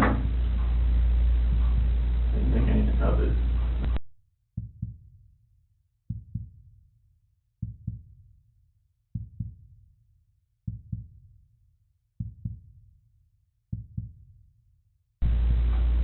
So I go back up and just talk to her again, maybe real fast.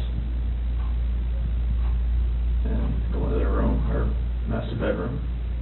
She wasn't in there. Okay. You went there first? Yeah. And why did you go up again? Just to go up and talk to her again. Okay. So it's not as though that noise made you run up, you just stopped? No, I didn't. Okay. Didn't Okay. register with me for that. I just looked in the monitor and it was on Bella. And where is the monitor? Where's the screen that you look at? Is it up or downstairs? It's upstairs. Okay, so you go upstairs, look at the monitor. Yeah, everything's right beside the bed. Oh, your master bed. Okay, Yeah, all right. beside the bed. So she's not in her bed. It's still right there. Okay. If you want to look at it. And it was on Bella. Her covers were pulled back. She was just sprawled out laying there. And then it cycled over. So they got 3, 4, 5 second interval between when it cycles from room to room. And it cycled over to Cece's room. And that's when I saw her on top of her. That's when I ran in. Okay. So can we talk about, again, it's very, very hard to talk about, but it's good to make sure that we understand. We don't want anything to be incorrect or inaccurate or anything like that. Was your wife on top of Cece? What did that look like? I mean, was she straddling her? Okay. And where were they? In the bed. On the bed. And so your wife was on top. Was she doing this? That's when I was walking up from the back. Okay. So you saw from the back? Yeah. Okay. But she was doing this? It looked like it was like this. Yeah, okay. And then was Cece face up, face down, what? Off to the side. Oh, she was laying on her side? Okay. And that's when I pulled her off. And Okay. She Because she was limp and she was blue. Okay. There's no movement at all. Oh, she was limp and blue, or limping and blue? Limp Oh, and limp blue. and blue, okay. It's like her body was like, Right, you pick her arm up and it Sure. just falls. okay. And then what happened? I looked at her and I just got on top of her and You got on top of Shanann? did the same thing. Okay. Did you have to knock her down? No. She was already on the ground? I just pulled her off on the bed and Oh, kind of one movement? Yeah. Okay, so it's not as though you I didn't pulled her off? No, like I went up, pulled her down and Okay. did that. I didn't know, I lost it Sure. So Okay. Shanann was laying on the ground? on the bed. On the bed? Yeah, like when she was on top of the seat, I saw what was happening. I Oh. pulled her, went down, I was How on big the was bed. the bed? What kind of, what size is it, full, clean, you know? I think it's it's probably a queen of some sort. Okay. I have a picture of it somewhere, I think.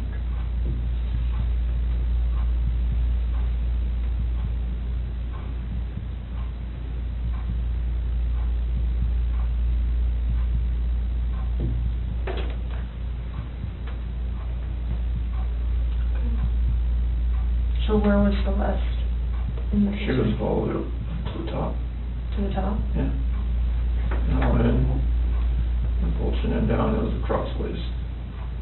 Like, So she was laying laying this this way, as I was.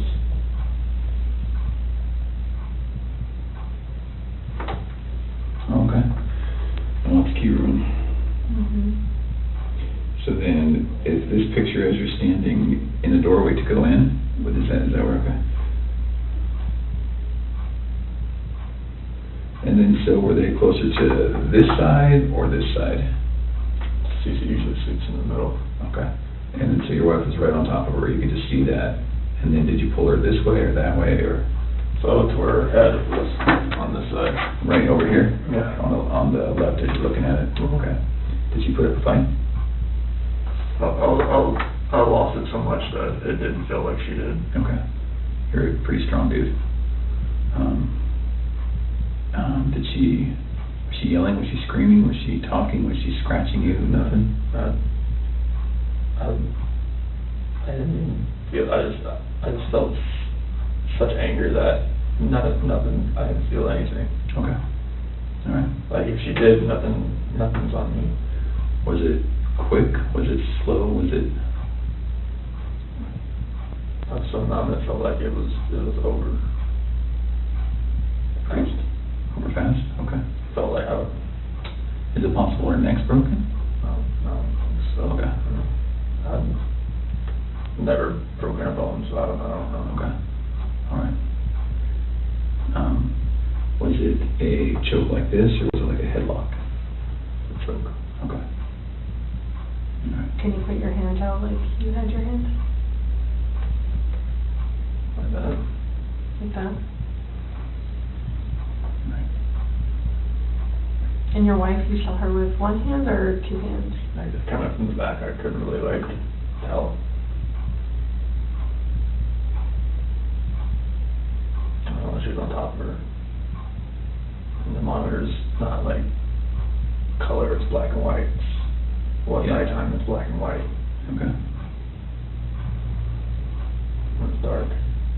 Because you went up the stairs, right, to talk to Mm-hmm. Shanann again? And then, did you think it was weird that she's not in the room where you left her? Mm-hmm. So I walked in and looked around and saw the monitor and I saw Bella. And then switched over to CC pretty fast and that's when I saw that. And did you have any inkling that between the time that you finished the talk and the time that you found Shanann choking Cece, you had no inkling she was going to do it? Or we both love those kids more than you know. Okay. I mean, people in my family have always said she's unstable. My friends have said she's unstable, but I never would have thought in a million fucking years. Who says she's unstable? My family, my friend Mark, people that have seen her around me. I don't Why want a did- bad picture of her. Well, it doesn't look good, I'm not gonna lie. Looks actually pretty bad. Is it, sorry, go ahead. Is it possible that when we get these girls, you know, Bella, Cece, and Shanann, is it possible when we get them that we're going to see anything other than the cause of death being her hands? Okay. And what I mean by that, and I should be very clear, is that it's some of it's hard to believe that your wife did it, right? You can imagine that. Okay. So is it possible that maybe she did one, and then you got Shanann, so you did to Shanann what she did to one of your daughters, and then you had to just do it to the other one? Okay. So is that's not what happened? No. Okay. Is it possible that, is there any other way where we might see your hands on the girl's neck? No, Lord, no. Okay. And you know what I mean? Because when we find their little bodies, Oh, no. we're going to see the diameter of someone's hand Yeah. and someone's fingers, right? So is it at all possible we're going No. to see yours? No. Okay. All right. And I know it's hard, and I know you're probably getting angry at my question, but we have to ask. Okay.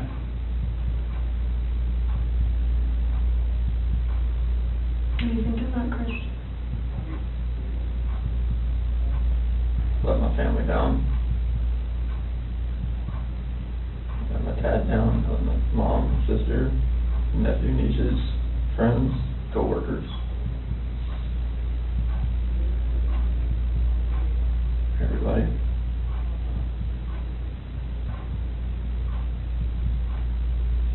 Can I ask you another tough question? And just get it all on the table. When you see Shanann choking, strangling Celeste, and you get her off of Celeste, did you think about calling an ambulance? How come? I see you laying there blue and limp. Mm-hmm. I mean, I've never seen something like that in my life. I mean, she just like lay over, like nothing she wasn't moving at all, no gasp of breath. So, She was totally just blue. So Chris, doing this job for a long time. I know. I know a lot about psychology and as far as like what people are thinking, and most parents will never even want to fathom that their kid is dead. Even if their kid's stiff, blue in bed, I mean stiff like been dead all night, they still call an ambulance to see if someone can revive their child. And when the ambulance gets there and they're like, gosh, their kid's been dead all night, like there's nothing we can do. The parent's like, why are you not doing something? What are you talking about? So that's what we're used to. So that's why I want you to explain to me like what was going on in your head and. The rage I felt for what she did, it just took over.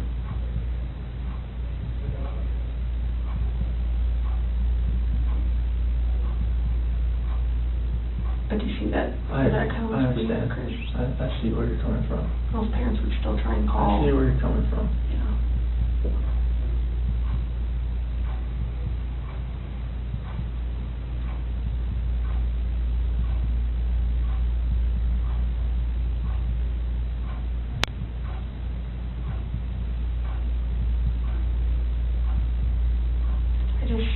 I would hate for Shanann to get a bad rap if she didn't have anything to do with it. You know, it's not fair. I know. It's not fair. Like, enough bad stuff has happened. I know. Like, we need to stop the bad stuff from happening. So, do you want to tell us the truth? That is the truth. Did not hurt this girl.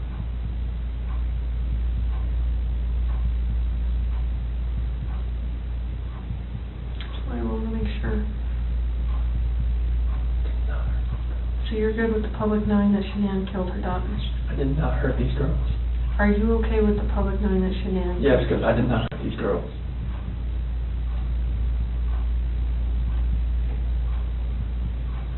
Chris, I'm not sure I believe you.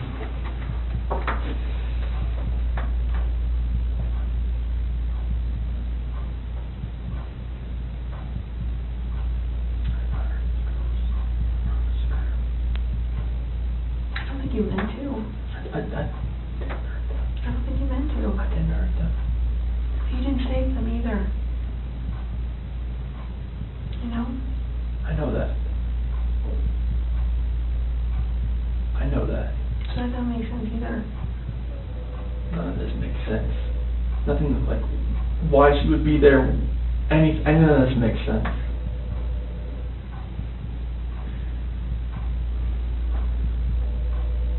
Are you sure Shanann didn't catch you in Celeste? No, my God, no. Chris, you can imagine that we're pretty cynical in our jobs, right? And tonight we've had to talk a lot about a lot of things. And don't get mad, but what it looks like is that you found a new life, and the only way to get that new life was to get rid of the old life. And I think that you killed these girls before their mom came home, and then killed Shanann. And that's what we're kind of left, that's what we have to believe, because it just doesn't make sense. I mean, to her point, if I walked in and my kid was decapitated, I'd call an ambulance, right? So Knowing there's no hope. it just doesn't make sense. It just doesn't add up. So either you're this monster who says, I just want this young, hot girlfriend, so I'm going to kill everyone and hope it works out, or something. So I think we're very, very close to the truth, but not quite there yet. So if you're not that monster, I'm not a monster. I didn't kill my babies. okay.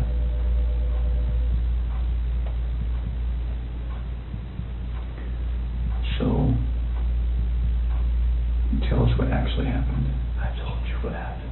I know, but, you know, we're getting later into the day. We've done this a few times, and we talk, then we show you a little bit of what we're working with, some evidence and facts that we know, and then we kind of get our way to the truth. Just So, the truth. okay. Everything I've told you. Truth. So what's going to happen when their cause of death comes back to you, for the girls? It's not going to. Okay. You sure? I'm 100% positive it's not going to come back to me.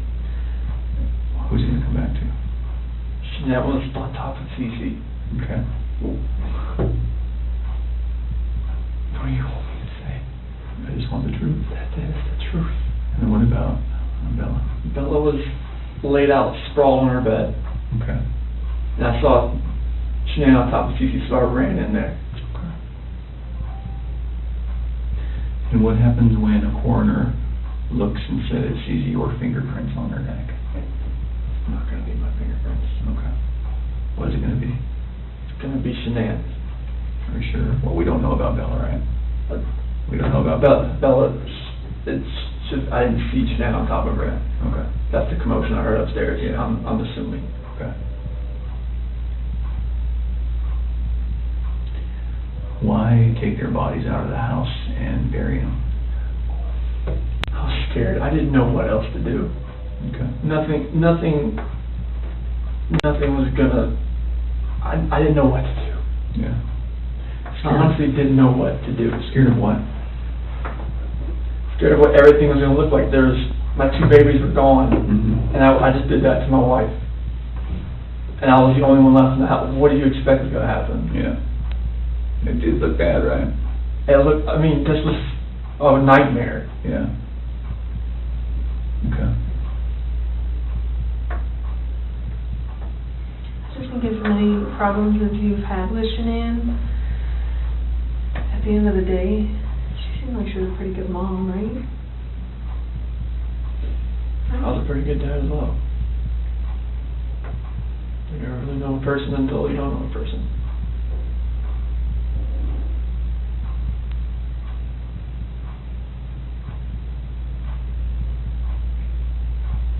I just would hate for someone who can't defend themselves, like Shanann and Bella and Celeste. Like, I mean, if you're not being truthful about who took their lives, like, that's on them too. I know.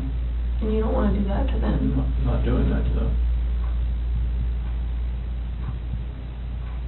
just saying, I mean. No, I'm not doing that to them.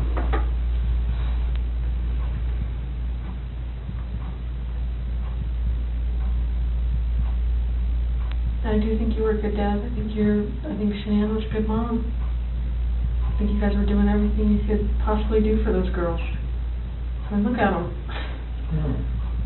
Why didn't you put Shanann in the tanks?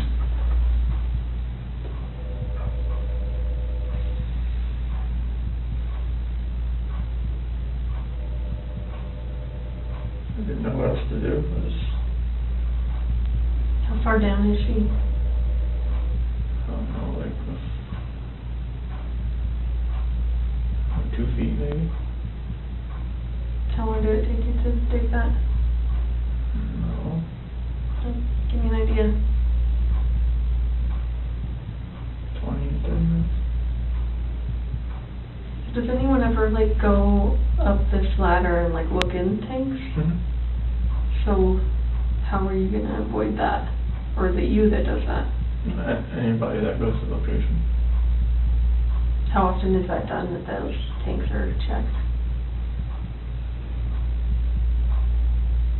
Depends if they're making enough oil or whatnot. I mean, once a week, maybe. So do you want someone to find them? I didn't know what else to do, Sammy.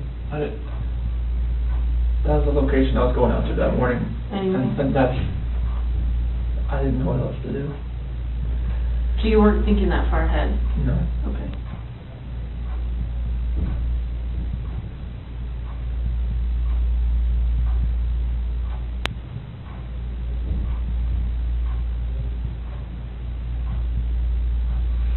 Yesterday when you were talking, and again, this is before we kind of got to this moment today, you mentioned that we were talking, you said, I don't know where they are, and then you said something along the lines of, whatever happened to them, this act of pure evil. What did that mean? It's this, the evil that I saw when I walked behind Shanann and she was on top of CC. And I felt evil for what I did to Shanann. Okay.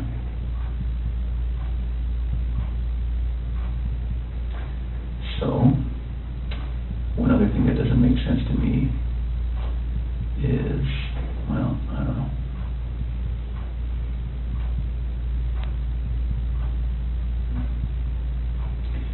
Can you walk me through again, when you walked in, what did she look like? What did Shanann look like? All you saw was her back. Was it the same shirt that you buried her in? Same underwear? And then was she wearing pajamas? Shanann? Yeah. No, that's what she sleeps in. Oh, she sleeps in her underwear. Okay, and no pajamas, no shorts, nothing like that. So then, when you grab her, just as is, that's how she gets to the truck, that's how she gets to the site. Okay. So did Shanann ever go to bed? Like when I put her back in the bed. No, like when she got home. Did any of that happen where she got into bed and then you woke her up at 4? Like, is all of that true? Because it looks like there's some purchase of some hair care products at like 2:30 in the morning. Do you know about that? Hair care products? And her credit card was denied? Mm-hmm. No. You said you don't really use the credit card, so it probably My wouldn't. credit card, no. Would you have bought hair care products at 2:30 in the morning that morning? No. Did she get mad at you because there's no money when she woke up? Like, was that part of the... This is the first I've heard of that. Okay, As far as hair care products and the card being denied. okay. And I'm not lying about that, that's why I'm asking. That is something that came up. Is there any reason she would have a black eye, Shanann? No. Not from a slap or a punch or nothing like that? Never Okay. punched her or slapped her. Is there any reason she would have a stab mark on her body? No. Okay. And no other reason for death? Coroner's not gonna find rat poison in her stomach? Okay. The only way that she died, she was living, breathing, and wasn't living, breathing after your hands on her neck. Okay.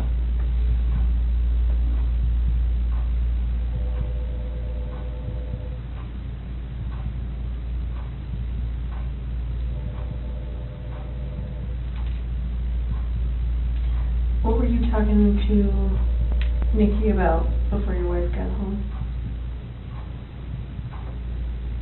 Before she got home, You talked for like several hours. I covered it. I mean, we talked a lot. Just, like, conversations, and just random conversations. We talked a lot. Does Nikki know about any of this? Seriously. Well, she doesn't know, like, I mean, she knows, like, from the news and everything like that. Anything else? Did you share with her anything? Did she know your wife was pregnant? She does now, and I told her that. She didn't know at the time? How come you didn't tell her? So I was scared too. Felt like, you know, like she wouldn't even like gone on a date with me if she knew that, so it was, Did she know you were married with kids? yes. Okay, but just not pregnant? Yes. I told her that, you know, like, we had actively tried before we met. Oh, try to get pregnant. Okay. So she knew that. You can imagine that when we go talk to people going forward, everyone's gonna try to distance themselves from any of this. Yes. And so if, what's gonna happen when Nikki says, no, it was our plan to kill everyone and run off together? She's not gonna say that. Okay, We were gonna talk to her. absolutely. I have to. So can we get ahead of that for you? Can we get all of that out right now? I mean, so are you sure she's not gonna say, oh, I kinda knew he was gonna kill him? No. She's not gonna say that? No. Okay. And she's not gonna say, boy, we were making plans about buying a house or an apartment. She gonna say that? No, like, she You and was Nikki? just, like, once I had my own place, like, we could, you know, like, hang out more. Okay. So after the separation, after that dust settled, then you would have availability to go see Nikki. You guys had talks like that? Yeah, I mean, like, she generally liked me. Okay. Please don't put her name out there in the news, though. She's been through enough in her life now. Stuff like that, we never try to put out. But I just know, like, the press, if they got rid of an affair, they would drag her through the mud. I don't want that. Yeah. We're certainly not gonna try to make that happen. It's vulnerable on any of this. I know, this press finds ways. That's everything.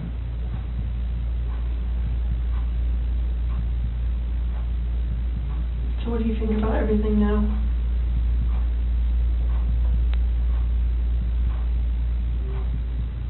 Do you feel sorry for what you did? I wish I wouldn't have lost control and got on top of Shanann and did that. And then did that. What? Took him out to the well site? Yes.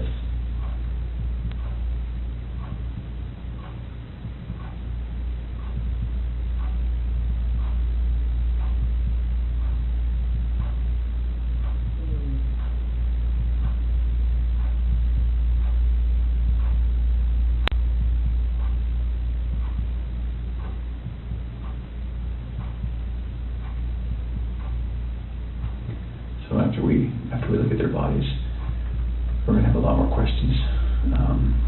Things are gonna be different then, but if you're willing, we'd love to talk to you then too.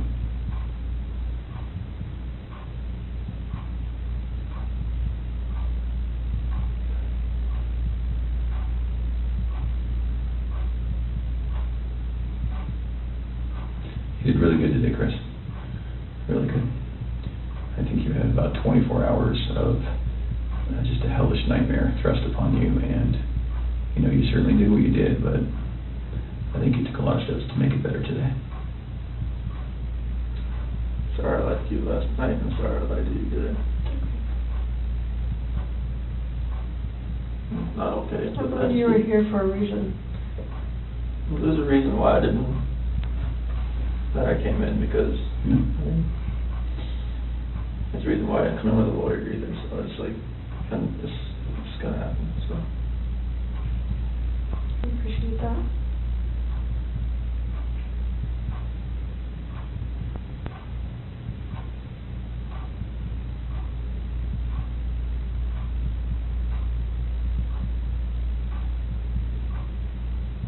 You know, eventually they were gonna find them out there.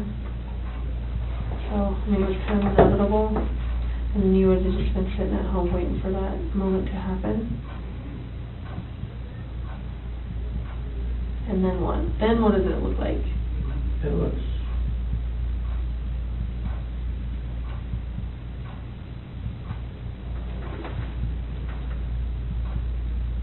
probably just,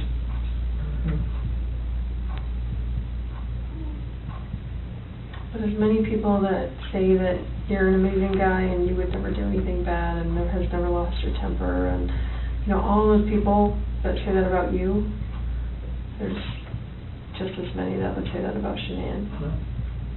So, we're gonna struggle with that for a while. I'm struggling with it right now, I'll be honest. I know you are.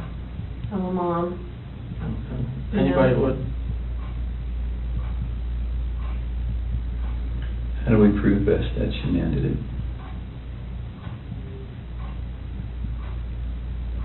Examine the body, I guess, that's the only thing. We're gonna see her hand marks. The hand marks are not there. Okay. But there are gonna be hand marks, like they weren't smothered, you think? I don't, they shouldn't have been smothered, no. And Bella, I don't know, but she was on top of her, and her head was to the side. And there was no pillow on top of her. I didn't see you on the camera off. Didn't see one on top of her, no. Why were there sheets in the trash in the kitchen? Because those are the same ones out there. I didn't know what else to do. I knew eventually this was you're gonna find Shanann. I mean, you guys. So is she still wrapped in the sheet down in here? It was just laying off to the side, or maybe the wind took it. So it's right here now? Yeah. It was just next to the side? Like you didn't even try and hide that? I was so scared, I didn't know what to do. Okay. Did someone come up on you or something? No, I mean. Were you afraid they were gonna start showing up? I knew they were on their way out there, but I mean, it's a long way out there. So I know, and before I forget, I know that they collected a lot of electronics out of your house, like routers and that kind of stuff. Like that's not gonna show that she was using her phone like at a time that you said she was strangling the kids or something, right? Okay. What is the password to like all the electronics in your house? I know there was an iPad. iPad should be 2385. 2385. There's not one for the Apple Watches, is there? Should be 2385. Is that for yours too? 3387.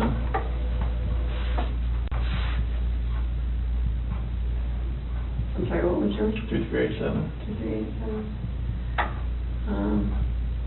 And what other stuff do you have? Is there a router, like is there a password for that stuff? Shiny Chair 6.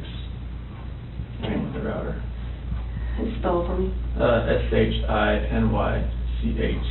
SHINYCHAIR 6. Number 6. Like that. Shiny Chair 6? Yes. Okay. And then what else was in there? Is there a desktop computer? Yeah, that one, if it has a password, it'd be 428-4915, capital S, lowercase w. Okay.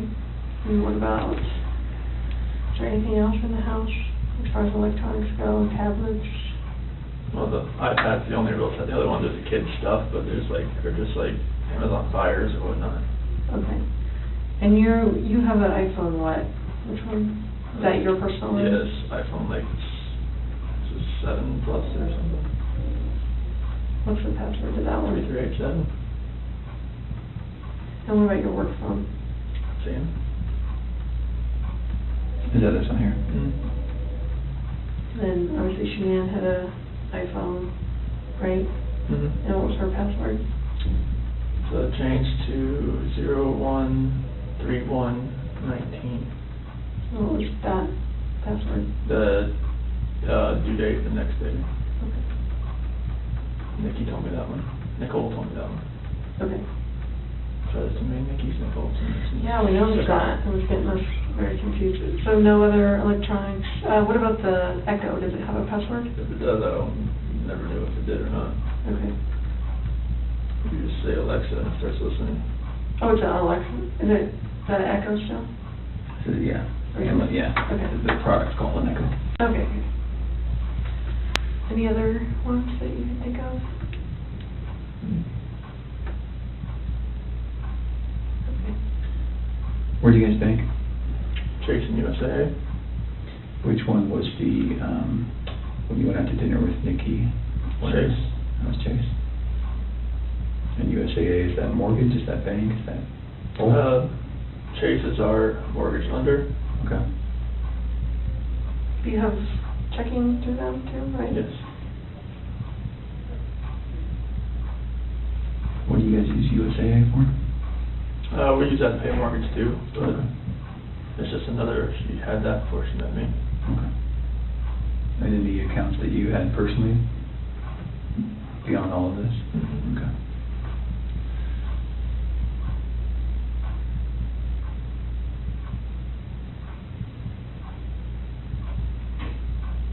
I was gonna ask you, like, tell me. You're a blank.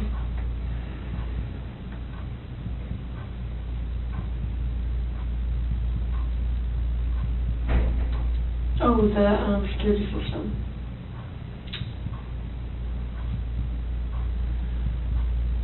There's Vivint, right? Vivint, yeah. Vivint. It's either gonna be 3387 or 2385. One of the two. And the passcode, like is Mustang for if you ever have to talk to them. Verbal passcode.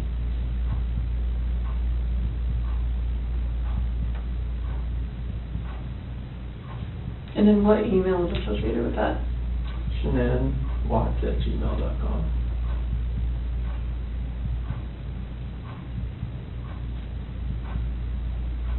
Do you know her Gmail password? Repeat that 428-1915. It's just any of her, if most of her passwords are that. Okay. Amazon, everything. And what is that? Is a phone number you said? Yeah. What phone number is that?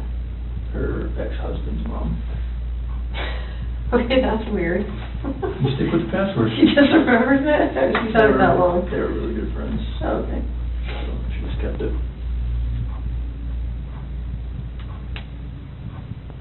Do you have any other questions for us? Here's the bathroom. Yes. Of course. We do need to do one quick thing. Now that we know what we know, we're going to, I need to check that you don't have any weapons on you or anything like that. Do you have any weapons on you? No. Okay. We'll do that. We'll go to the bathroom. I'm not going to go in the stall with you, but I'm going to go with you. And then we'll come right back here and we'll make a decision about how the rest of the night goes. All right, so you might stand it up so I can check it. I will. All right.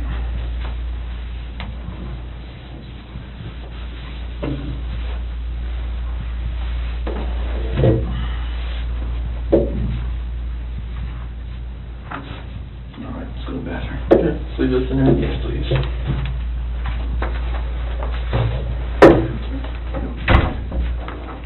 Yeah, that way.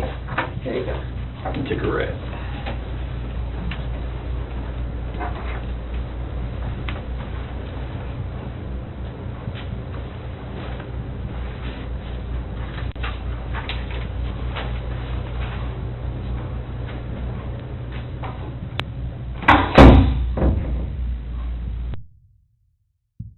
I'm going to take it with me for now, though. And then just for everyone's protection, I'm going to leave that recording. Okay. Glasses? Yes.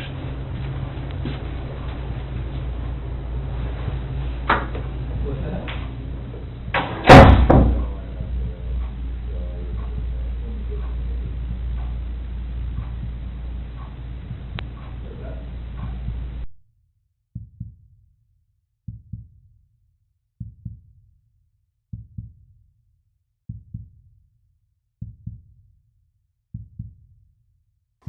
point.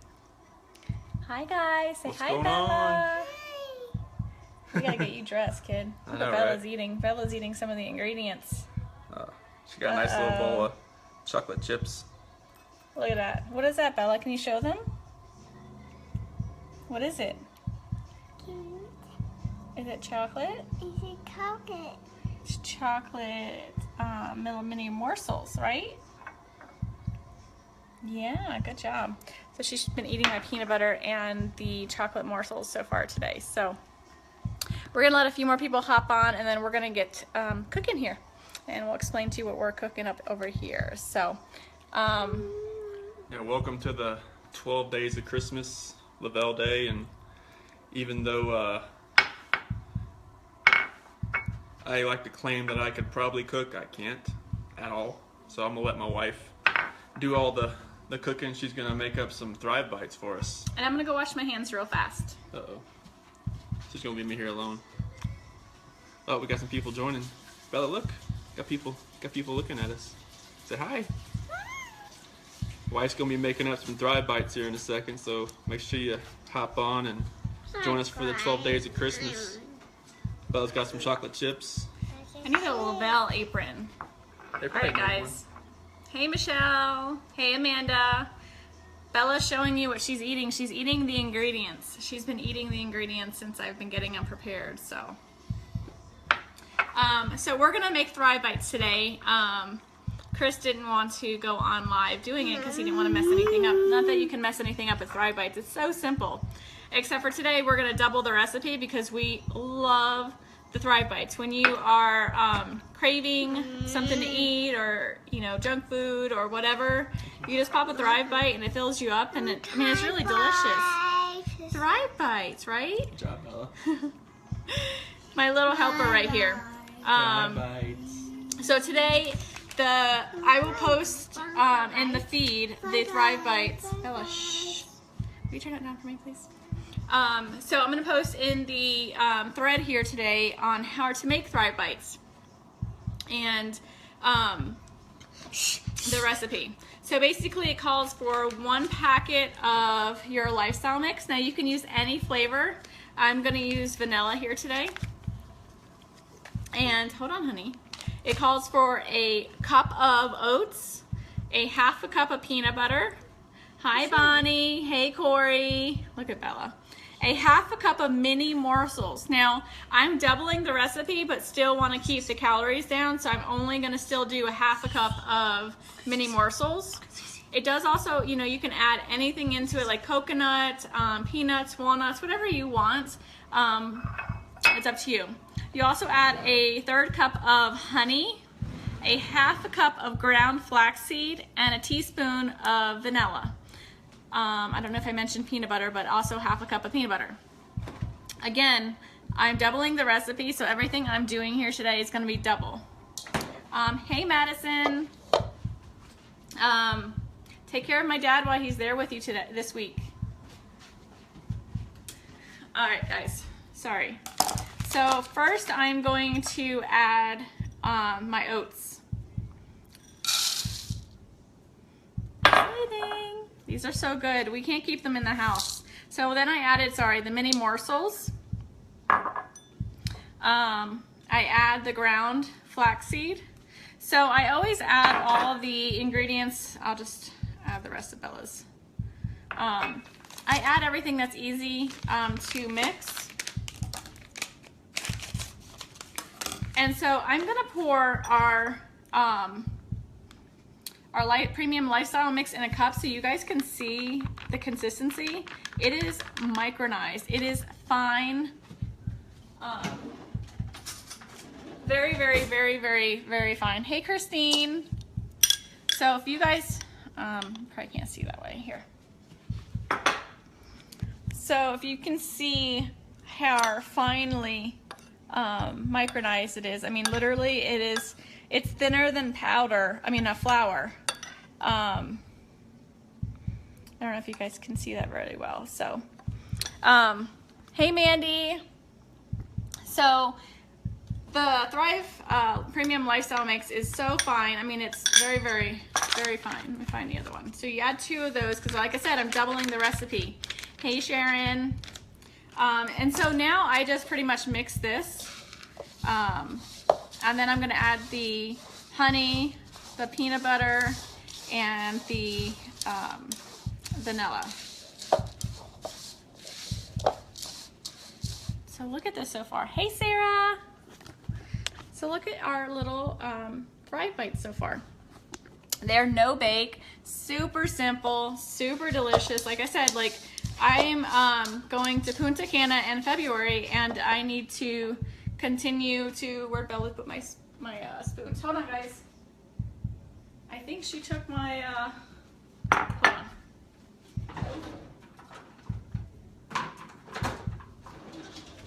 All right, I got 2 more. So if you're like me,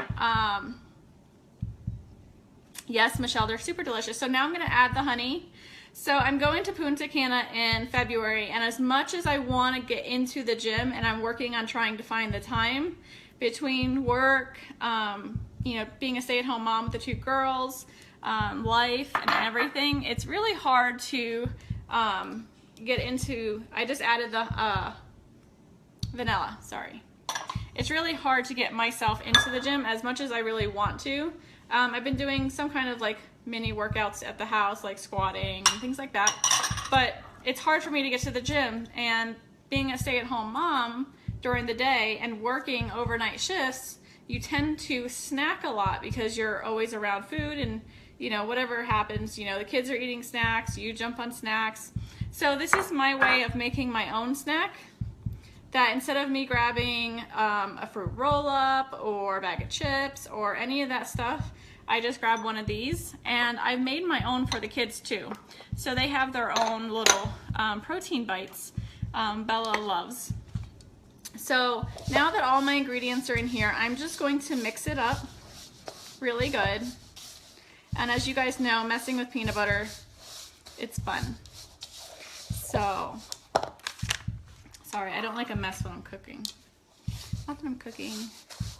I know, Bonnie. So Bella does squats with me at the house because, you know, we all gotta work up the backside, right?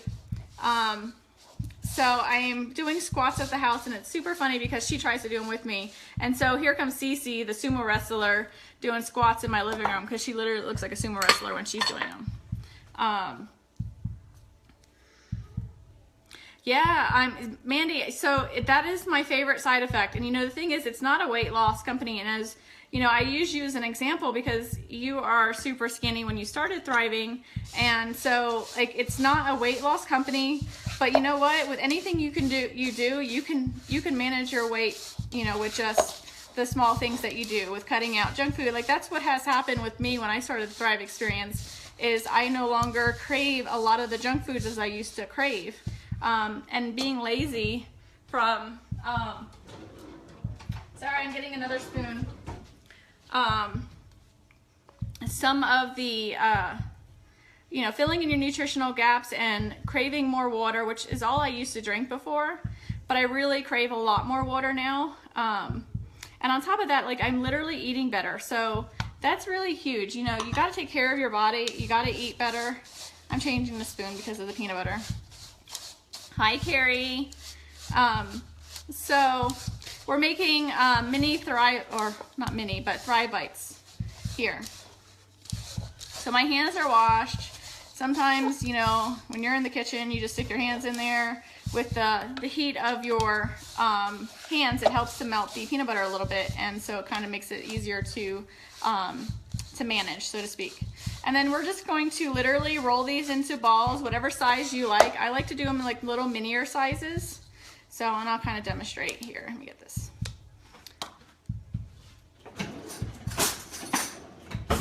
So, get your hands dirty.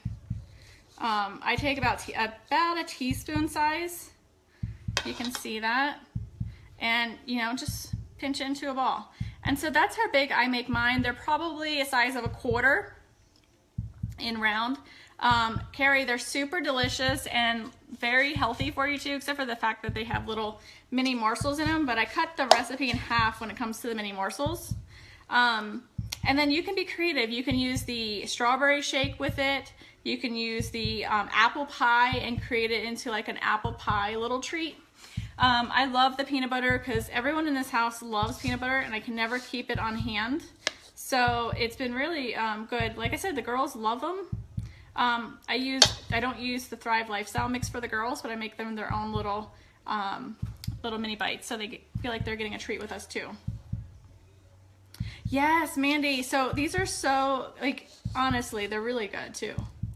But yeah, and you can do whatever you want with them. You can add anything. I'm not a coconut person, so I don't add coconut to mine, but you can add chunky peanut butter. You can add anything, you know, that you want. Stick them in the fridge, let them chill, and then put them in a little container, and then you're good to go. Grab and go. How many spoons are you required? Listen. I use like one sometimes, but like it's sticky, and you know, usually I just use my hands a lot. Of course they're clean, but you know, I'm trying to be, you know, proper, like professional TV cook, you know. I don't qualify though. So, give me 1 second. They're really good. You guys really have to try them. I will post them in the thread here. I am down 28 pounds since I started the Thrive Experience, and going to Punta Cana in February, I'd like to be down another, you know, a good 5 to 10 pounds. And so this is a really good way for me to do that. And I'm going to show you kind of what they look like. I'm sure some of you have made some protein bites before. So it's super simple, you guys. Have fun with it. Bella was helping me out, but Chris took her away so she wouldn't talk on the video. Incorporate your kids, like make something for them. Like, and this is super fun. Bella likes to roll these with me, and she does a really good job with it. And it's interaction with your children too at the same time. So that's pretty much it. I'm gonna finish making these, and then I'll come back on later and show you what they look like when they're all done, even though they look the same, just a little firmer. So you guys have a great day, and I'll post the ingredients so Michelle, you can go ahead and continue shopping when you're at Walmart today. All right, guys, have a great day. These are great when you have an afternoon slump of work. Yes, so good. And you know, honestly, like I eat them throughout the day, and they're really good snacks for when I work overnights, because when I work overnights, I tend to snack on a bunch of junk food, like things that aren't good for you. And so these have been a really good supplement instead of doing that. So instead of a bag of chips, I'm eating some Thrive Bites. All right, guys, have a great day.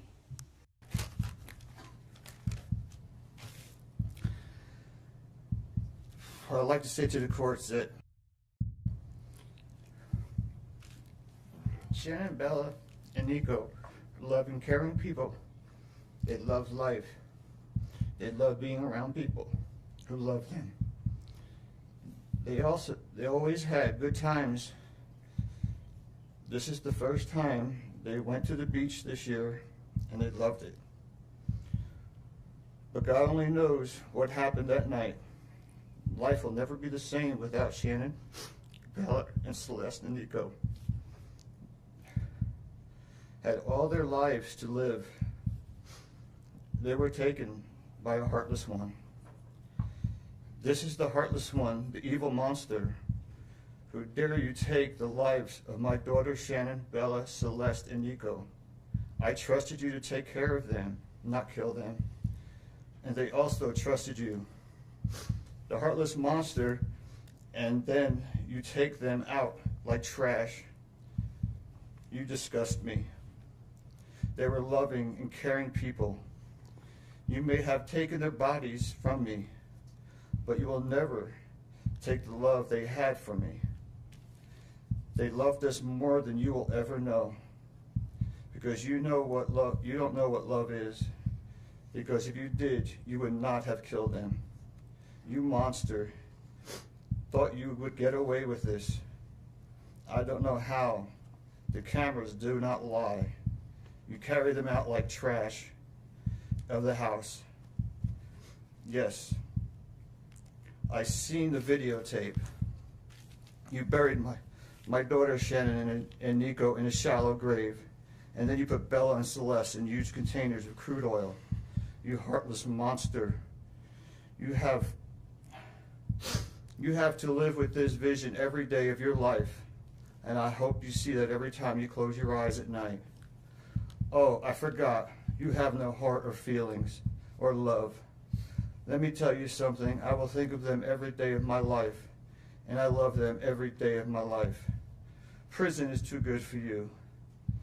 This is hard to say, but may God have mercy on your soul. I hope you enjoy your new life. It's nothing like the one you had out here. May the courts have no mercy on you. It's hard every day. It hurts in so many ways. I have heard people say that you're not a monster. No, you are not. You're an evil monster. Thank you. Love you, Shanann, Bella, and Nico. Love you, Pop and Dad. And one other thing. And Shanann says she is super excited for justice today. Thank you, Your Honor. Thank you, sir. The past 3 months I barely slept because I've been going through a lot of different emotions because I did not see this coming. You went from being my brother, my sister's protector, one of the most loved people in my family, to someone I will spend the rest of my life trying to understand. What gave you the right to put your hands on a woman, let alone my best friend, my beloved sister, your daughters, and your son? Why weren't they enough for you? In the blink of an eye, you took away my whole world, the people that mattered to me the most. Everything in my life I loved, your children. They trusted you. They loved you. They looked up to you because you promised to keep them safe. Instead, you turned on your family. My blood is boiling as I write these last words because they are the last you will ever hear from me. I can't even think of the right words to describe the betrayal and the hate I feel. And to be honest, you aren't even worth the time and effort it takes to put my pen to this paper. There isn't a day that goes by that I don't cry for my family. They were my whole world. All I do is ask myself why. Why would you do this? You don't deserve to be called a man. What kind of person slaughters the people that love them the most? Did you really think you would get away with this? Did you really think that this was your best option, to throw away your family like they were garbage? They deserve better, and you know it. I hope you spend the rest of your life staring at the ceiling every night, being haunted by what you've done. None of us deserved this. Hearing my mother and father cry themselves to sleep in this hotel room causes me anguish that is beyond words. I can't describe how this feels, how badly my heart is breaking for my poor parents. We trusted you. You have taken away my family from this earth, but you can never take them from my heart. You took away my privilege of being an uncle to the most precious little girls I've ever known. I will never hear the words Uncle Frankie again, but you will never be called Dad again either. You'll never be able to put your hands on another woman, let alone my best friend, my beloved sister, and your son. I just can't comprehend how they weren't enough for you. Shanann, Bella, and Cece loved you more than anyone. You were their hero. How could you destroy the people who loved them the most? I pray that you never have a moment's peace or a good night's rest in the cage you'll spend every day of your life in. A cage you are privileged to live in because my family isn't evil like you. We begged the district attorney to spare your life because despite everything, we believe that no one has the right to take the life of another, even someone like you. I feel sorry for your family. I know the pain that they must feel knowing that they can't hug you, because that's how my mother, father, and I feel every time we cry for our family. Nothing hurts more than watching or hearing my family weep for their loved ones. I just wish that I could tell that you would tell the truth, but I know that that is asking for more than you are capable of. I stayed up all night writing this statement. I don't sleep because of you. My life will never be the same because of you, but at least my conscience is clear. I get to live free, but I can't say the same for you.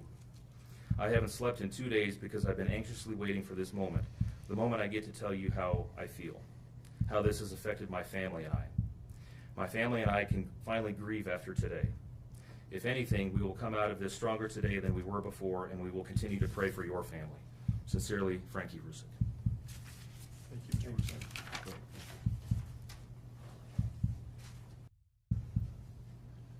I wanted to say thank you for this moment. I want to take a moment to thank everyone who has prayed for our beloved family, would send gifts, cards to us from all over the world. I know God will put the evil people where they need to be. I also want to take the time to thank the town of Frederick, Greeley, FBI, the DA's office, the CBI, for exceptional work. We thank Nicole Atkinson, Shannon's neighbor Nathan, and his family. To me, they're our heroes. They really are. God bless. God makes no mistakes on who he puts in your life. Marriage is about love, trust, and friendship and unity. We marry for sickness and health, to death do us part. Our daughter Shanann loved you with all of her heart. Your children loved you to the moon and back. Shannon's family was her world. Shanann put a crown on your head. But unfortunately, the day that you took their life, God removed that crown. We loved you like a son. We trusted you. Your faithful wife trusted you. Your children adored you, and they also trusted you. Your daughter Bella Marie sang a song proudly. I don't know if you got to see it, but it was, "Daddy, you're my hero." I have no idea who gave you the right to take their lives.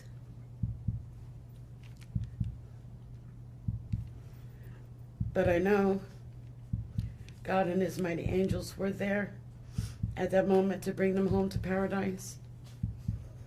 God gives us free will. So not only did you take the family of four, your family of four, you took your own life. I want the world to know that our daughter and her children were so loved by us. There will always be protected by God and his mighty angels. I didn't want death for you because that's not my right. Your life is between you and God now, and I pray that he has mercy for you.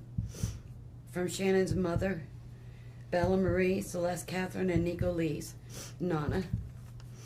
Thank you, Your Honor. I'm Cindy Watts. Ron Watson. Thank you. And I have authorized you to make a statement to the court as paternal grandparents of the children. And if you choose not to make a statement, but your designee, Ms. Powers, chooses to, she can do so as well. How would you like to proceed Can today? I read that?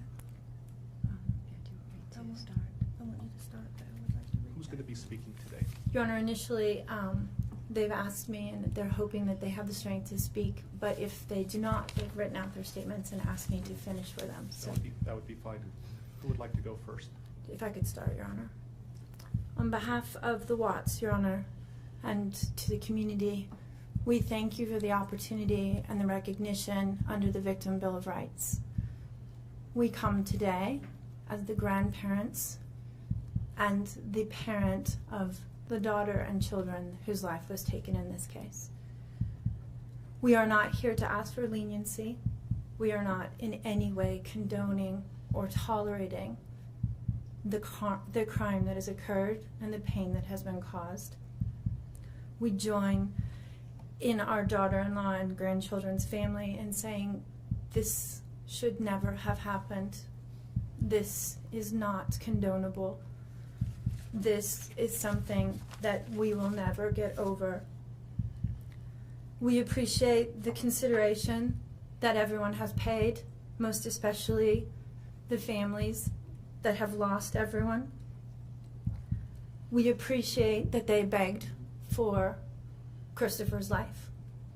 We agree and echo what they have said, that it is not his place to take anyone's life, nor would it be our place as a community to take his life. So we thank you for the opportunity and for every consideration and effort that's been put out. The prosecution in this case has in fact respected the Victim Bill of Rights. They took the time to explain that the information that my clients had at the time that they were interviewed was not correct. They were misinformed. They were searching for answers. They were not intending to cause any pain to anyone, and they appreciate that the prosecution answered their questions and gave them the time and the respect and the consideration so that they could tell this court and everyone in this community that the interview content was not their message, that they accept that their son has done this, that they accept that he chose to plead guilty, that he sought and requested their consent and agreement for a life sentence. They appreciate that he is given the opportunity to serve that life sentence. It is his responsibility, it is his sentence, and it is not enough to make up for what has done. We understand and we join the family in that we have questions. We don't know how such a thing could possibly happen, or that a man that was responsible for raising his children and protecting his wife would take the steps that he did, and that he would disregard their bodies and the love that he had for them and they had for him and everyone else, and take the gestures and put this community through the investigation and the discovery and the responsibility of bringing justice. We do not understand that. We do not think it was appropriate. We cannot begin to think that an explanation will ever justify it. My clients indicate that they understand that a full opportunity for a confession with all of the responsibility and accountability has not occurred. And they support the family in the request that that happen, if not today, at an appropriate time, in an appropriate manner, so that everyone can have peace, to understand to the best of their ability the details that they need and to have their questions answered. And by giving this opportunity of a life sentence, we hope that he embraces that moment. That had the death penalty been pursued, there would not have been an opportunity to be accountable and to give a full confession. And had the death penalty been sought, counsel would have fought for his life, the prosecutors would have been engaged in a multiple-year battle, the families would have been torn apart, this community would have had to subsidize it and endure it, and we have so much respect and gratefulness that that did not happen. We would strongly encourage Christopher Watts to give that full confession in the tone and in the timing that he thinks is appropriate with the guidance of his counsel. We feel that it would be appropriate and helpful to ease the pain and the suffering.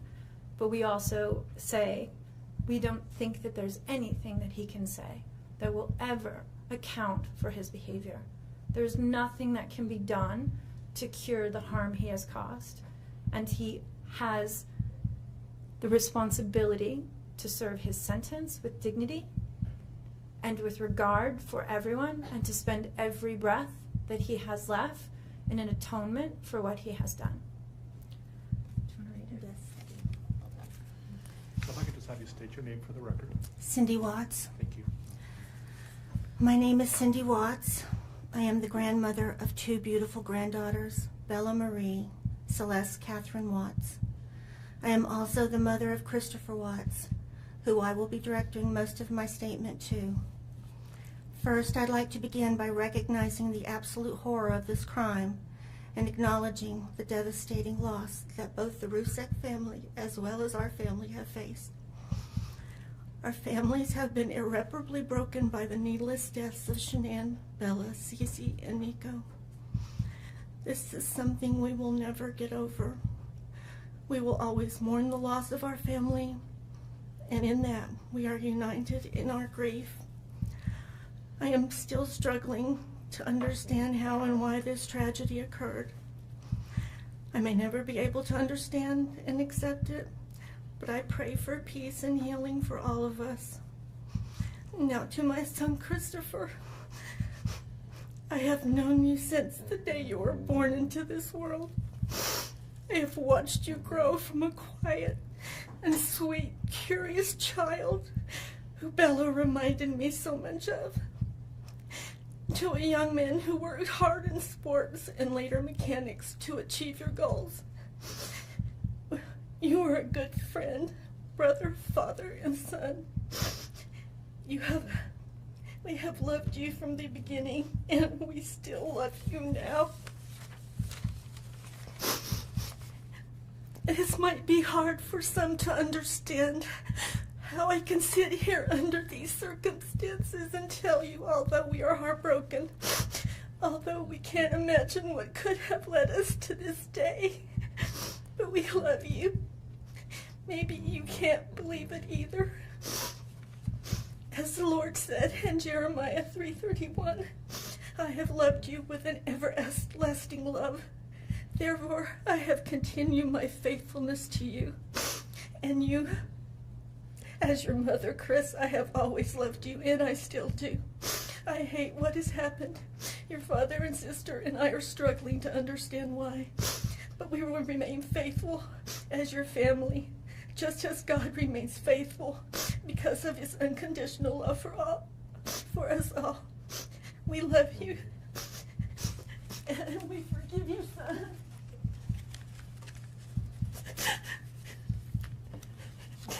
Thank you. Judge, if I could read Mr. Watts' statement. Yes. My name is Ronnie Watts, and I am the grandfather of Bella, Celeste, Nico Watts, and I am the father of Shanann. I am the father of Christopher Watts as well. And one of the most important things I've done in my life is to raise my children and to watch as they started their own families. I spent many years coaching Little League and talking to my son, taking him to the races, and sharing my love and knowledge of cars with him. He was just as involved with his girls. I believe he loves his girls. I know he does. This tragedy has impacted my family in so many ways. Beyond losing my precious grandchildren, our beloved daughter-in-law, we are forced to question everything. We still don't have all the answers, and I hope one day, Christopher, you can help us. Chris, I want to talk to you as a father and son. You are here today accepting responsibility, but I want to tell you this now. I love you. Nothing will ever change that. And I want you to find peace. And today is your first step. The Bible says if we confess our sins, God is faithful and just and will forgive us. Chris, I forgive you, and your sister forgives you, and we will never abandon you, and we love you. Dad. Judge, thank you for the opportunity to address the court. Presiding. Good morning, and welcome to be seated.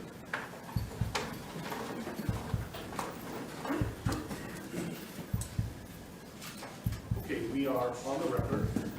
We are in Division 17 of the Weld County District Court, and we are here regarding Weld County case number 18CR2003, people of the state of Colorado versus Christopher Lee Watts. My name is Marcelo Cupcom, a district court judge here in Weld County, and I will be the presiding judge in this case. If I could please have the lawyers identify themselves in the record, starting with the prosecution. Good morning, Your Honor. Michael Rourke on behalf of the people. Patrick Roach on behalf of the people. Your Honor, John Walsh on behalf of the defense. Jim Burson on behalf of Mr. Watts. Thank you. Thank you. And Mr. Rourke, did you want to make a record regarding compliance with the Victims' Rights Act? Yes, Your Honor. We are in compliance with the Victims' Rights Act. Frank Rusick, who is Shanann Watts' father, is present in the courtroom, as is Frankie Rusick, who is Shanann Watts' brother. They are present in the courtroom, and we have advised them of the purpose of today's hearing and what we expect to occur. Thank you. Mr. Watts, last week I gave you a limited advisement because charges had not been filed. They have now been filed, so I'm going to give you a full advisement. If at any time you have any questions, please let me know, and welcome also to certainly consult with your attorneys, okay? Yes, sir. So, you do not need to make any statements. Any statements you make can be used against you. Do you understand? Yes, sir. You have the right to be represented by counsel, and if you're indigent, you have the right to request the appointment of counsel or consult with the public defender before any further proceedings are held. And I see that you've taken advantage of that right. Any plea that you make must be made voluntarily and not the result of undue influence or coercion. You understand? Yes, sir. At this point, I have denied your right to bail, given the charges. You can certainly have a conversation shortly about that issue. You have the right to understand the nature of the charges. We'll go over them in a moment. You have the right to a jury trial. You also have the right to demand and receive a preliminary hearing within a reasonable time to determine whether probable cause exists to believe that the offenses charged were committed by you. Do you understand? Yes, sir. I assume that the defense has received a copy of the complaint and information. Mr. Watts will explain to you what you have been formally charged with and what the possible penalties are. Count 1 alleges that on or about August 13, 2018, Christopher Lee Watts unlawfully, feloniously, after deliberation, and with the intent to cause the death of a person other than himself, caused the death of Shanann Watts in violation of Colorado Revised Statutes 18-3-102, subsection 1, subsection 8, and that crime is classified as murder in the first degree of class 1 felony. Do you understand? Count 2 alleges murder in the first degree, also a class 1 felony, and it reads that between and including August 12, 2018 and August 13, 2018, Christopher Lee Watts unlawfully, feloniously, after deliberation, and with the intent to cause the death of a person other than himself, caused the death of Bella Watts in violation of Colorado Revised Statutes 18-3-102, subsection 1, subsection 8. Do you understand? Count 3 alleges murder in the first degree, a class 1 felony, and specifically it alleges that between and including August 12, 2018 and August 13, 2018, Christopher Lee Watts unlawfully, feloniously, after deliberation, and with the intent to cause the death of a person other than himself, caused the death of Celeste Watts in violation of Colorado Revised Statutes 18-3-102, subsection 1, subsection 8. Do you understand? Count 4 alleges murder in the first degree, a class 1 felony. It alleges that between and including August 12, 2018 and August 13, 2018, Christopher Lee Watts unlawfully, feloniously, and knowingly caused the death of Bella Watts, a child who had not yet attained 12 years of age, and the defendant was in a position of trust with respect to the victim in violation of Colorado Revised Statutes 18-3-102, subsection 1, subsection F. Do you understand? Yes, sir. Count 5 alleges murder in the first degree, a class 1 felony. It alleges that between and including August 12, 2018 and August 13, 2018, Christopher Lee Watts unlawfully, feloniously, and knowingly caused the death of Celeste Watts, a child who had not yet attained 12 years of age, and the defendant was in a position of trust with respect to the victim in violation of Colorado Revised Statutes 18-3-102, subsection 1, subsection F. Do you understand? Yes, sir. With regard to these first 5 counts, the minimum sentence that the court could impose if convicted is life imprisonment in the Colorado Department of Corrections, and the maximum sentence is death. Do you understand? Yes, sir. Let me also point out that pursuant to Rule 32.1 of the Rules of Criminal Procedure, the prosecutor would have to file a written statement of intent to seek the death penalty no later than 63 days after arraignment. Do you understand? If a life imprisonment sentence was imposed, it would be without the possibility of parole. Do you understand that? Yes, sir. Count 6 alleges a Class 2 felony of unlawful termination of pregnancy in the first degree. Specifically, it alleges that on or about August 13, 2018, Christopher Lee Watts, with the intent to terminate unlawfully the pregnancy of a woman, namely Shanann Watts, feloniously and unlawfully terminated the pregnancy of the woman. Further, the woman died as a result of the unlawful termination of the pregnancy in violation of Colorado Revised Statutes 18-3.5-103. Do you understand? Yes, sir. The possible penalties if convicted for this crime, is a mandatory minimum 16 years in prison up to 48 years in prison, followed by an additional mandatory parole period of 5 years. Do you understand? Yes, sir. Count 7 alleges tampering with a deceased human body, a Class 3 felony. It alleges that on or about August 13, 2018, Christopher Lee Watts, believing that an official proceeding was pending, in progress, or about to be instituted, and acting without legal right or authority, unlawfully and feloniously, willfully destroyed, mutilated, concealed, removed, or altered a human body, part of a human body, or human remains with the intent to impair it or their appearance or availability in the official proceedings in violation of Colorado Revised Statutes 18-8-610.5. Do you understand? Yes, sir. Count 8 alleges also tampering with a deceased human body, a Class 3 felony. It alleges that on or about August 13, 2018, Christopher Lee Watts, believing that an official proceeding was pending, in progress, or about to be instituted, and acting without legal right or authority, unlawfully and feloniously, willfully destroyed, mutilated, concealed, removed, or altered a human body, part of a human body, or human remains with the intent to impair its or their appearance or availability in the official proceeding in violation of Colorado Revised Statutes 18-8-610.5. Do you understand? Yes, sir. And finally, count 9 alleges tampering with a deceased human body, a Class 3 felony. It alleges that on or about August 13, 2018, Christopher Lee Watts, believing that an official proceeding was pending, in progress, or about to be instituted, and acting without legal right or authority, unlawfully and feloniously, willfully destroyed, mutilated, concealed, removed, or altered a human body, part of a human body, or human remains with the intent to impair its or their appearance or availability in the official proceeding in violation of Colorado Revised Statutes 18-8-610.5. With regard to counts 7, 8, and 9, those Class 3 felonies carry a presumptive range of 4 to 12 years in the Colorado Department of Corrections. If there were sufficient mitigating circumstances, the minimum could be as low as 2 years. If there were sufficient aggravating circumstances, as many as 24 years, and any prison sentence would be followed by an additional mandatory parole period of 3 years. Do you understand? Yes, sir. Do you have any questions about what I've said so far? Yes, sir.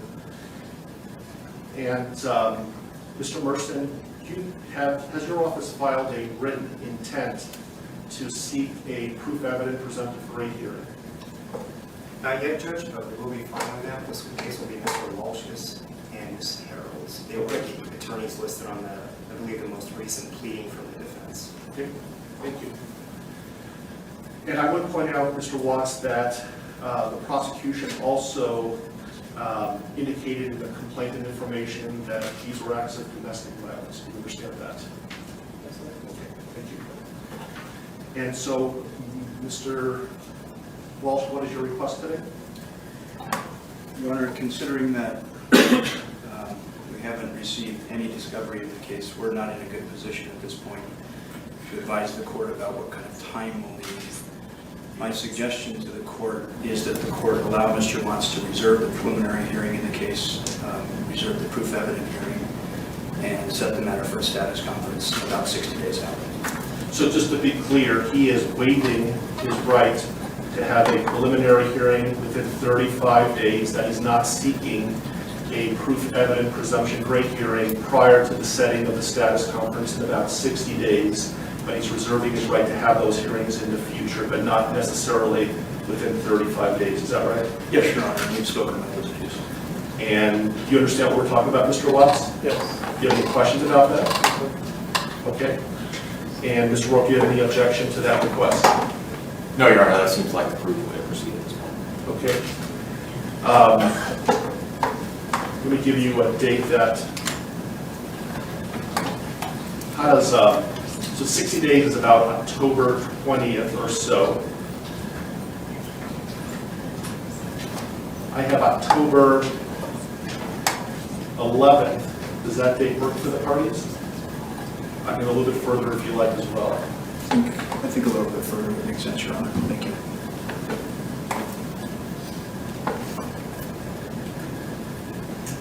How about November 19th?